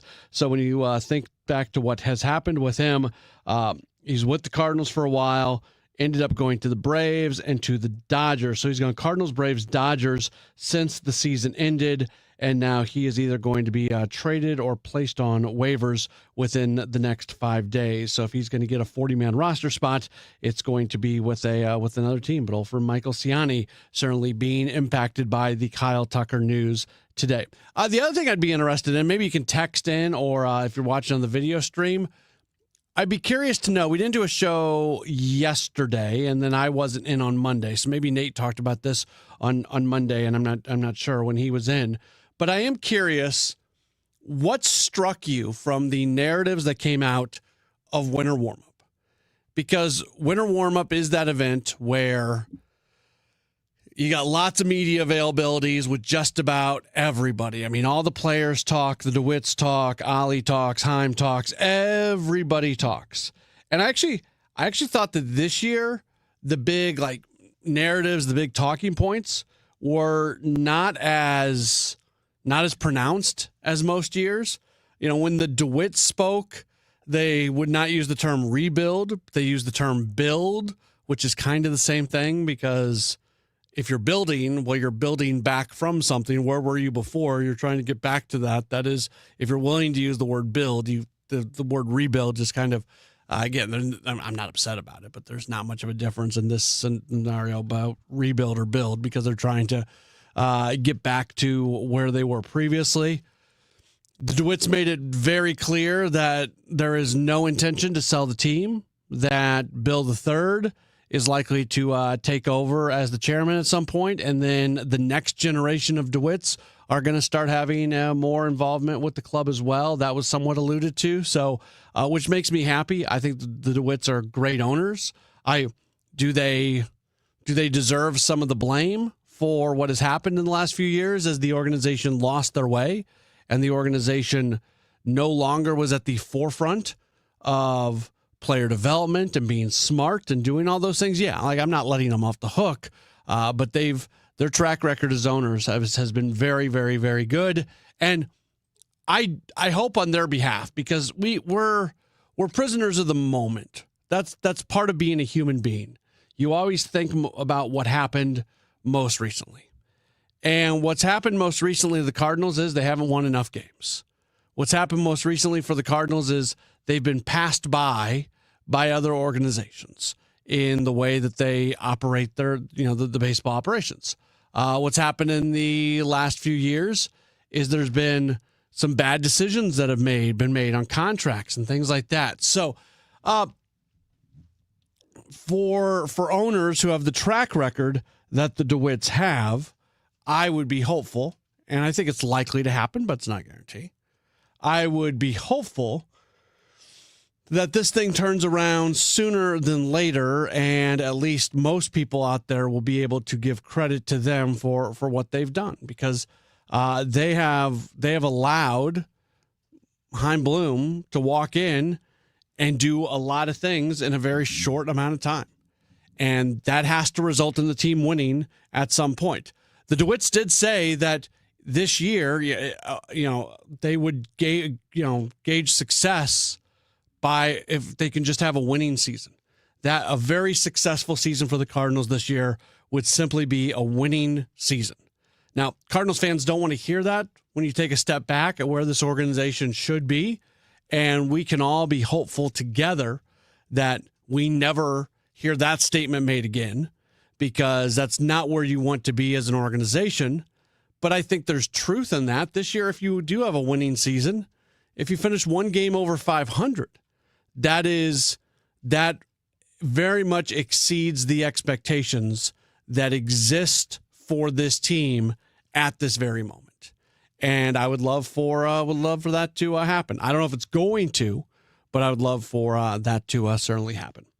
314-436-7900, 314-436-7900. That's how you call. That's how you text. Tweet at me, at Matt Pauley on air. We'll take one more break. We'll come back. We'll wrap up this edition of the program. You're locked in. It's the Gray Bar Sports Open Line on KMOX. Bag huge savings with Menards 15% off bag sale. Prevent diesel fuel from gelling in colder climates with Howe's Diesel Treat. It cleans and lubricates fuel injectors and is effective to negative 20 degrees. Get a 64-ounce bottle of Howe's Diesel Treat for $10.99 after you put it in the bag. Now through January 24th. Plus, get 15% off everything you can fit in the bag. See store for complete details. Save big money at Menards.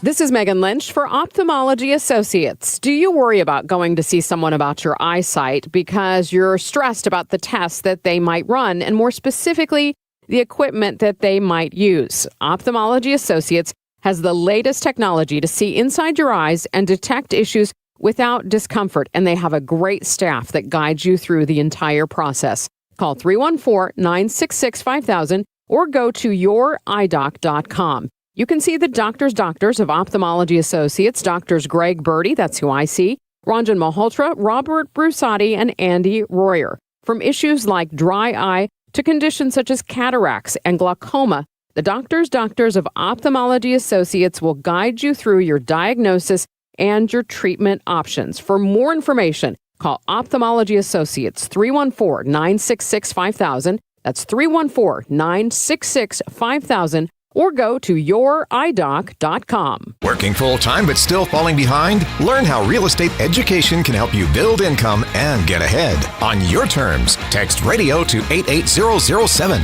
That's RADIO to 88007.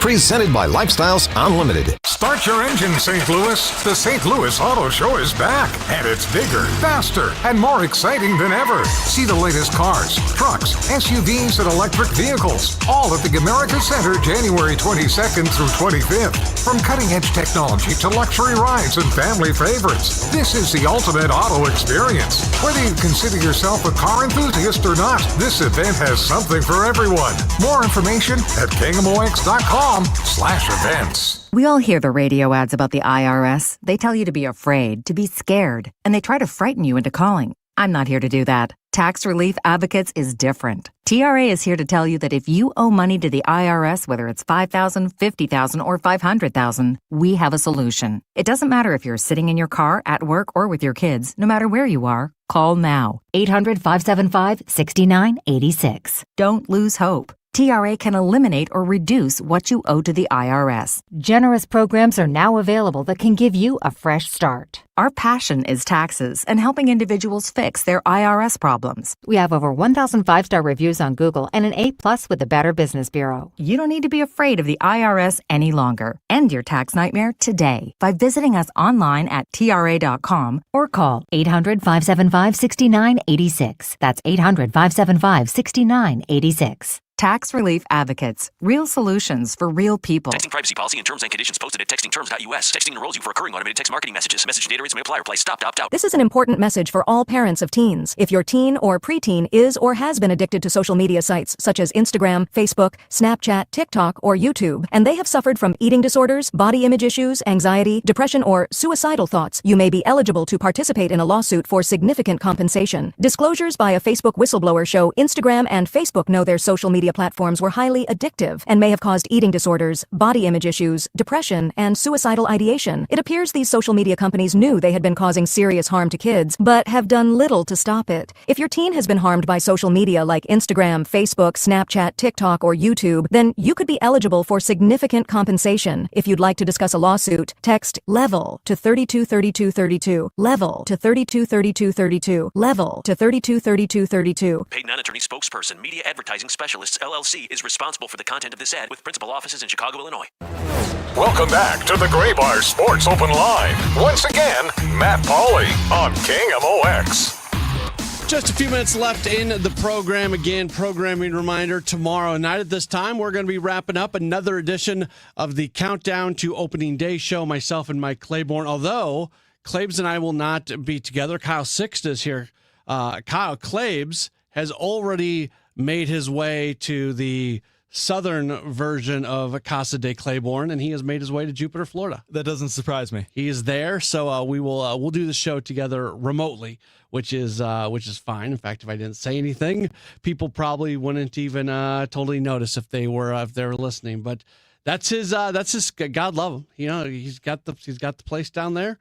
Winter warm-up is over, and, man, he is ready for spring training. He does. If there's one thing I know about Claibs, it's that he hates the cold. So whenever he gets the chance to go down there, I know he's going to take it. You got the report date, pitchers and catchers report, and then we've got the Claibs report date to Jupiter, Florida, and that was on Monday. So Claibs has made, and he told me, I was talking to him on the phone yesterday, and he gave me an update on, and we'll talk about this on tomorrow night's show, but I can just say what he said.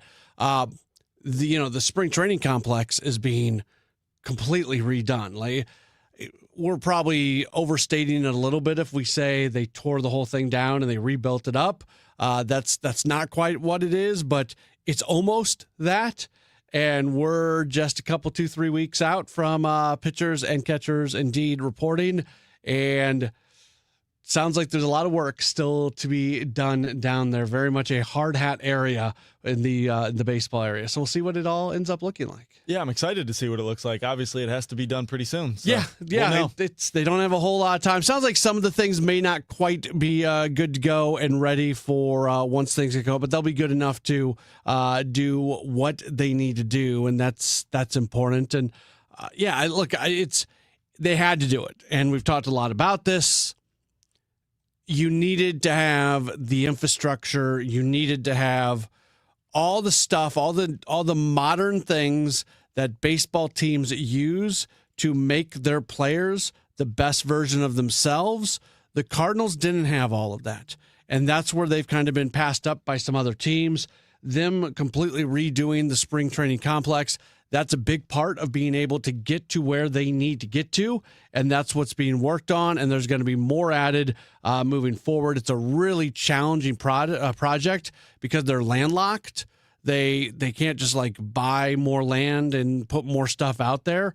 There's a lot of stuff around the complex, so it's a challenge, and sometimes it's about building up, not building side to side, but that's something that they're trying to do. So credit to them for all of that. All right, that is it for the program. We've got our Gas House Gang replay coming up in just a moment. I'll be back with you tomorrow, Rush Hour Sports, and then the Countdown to Opening Day show after that right here on KMOX.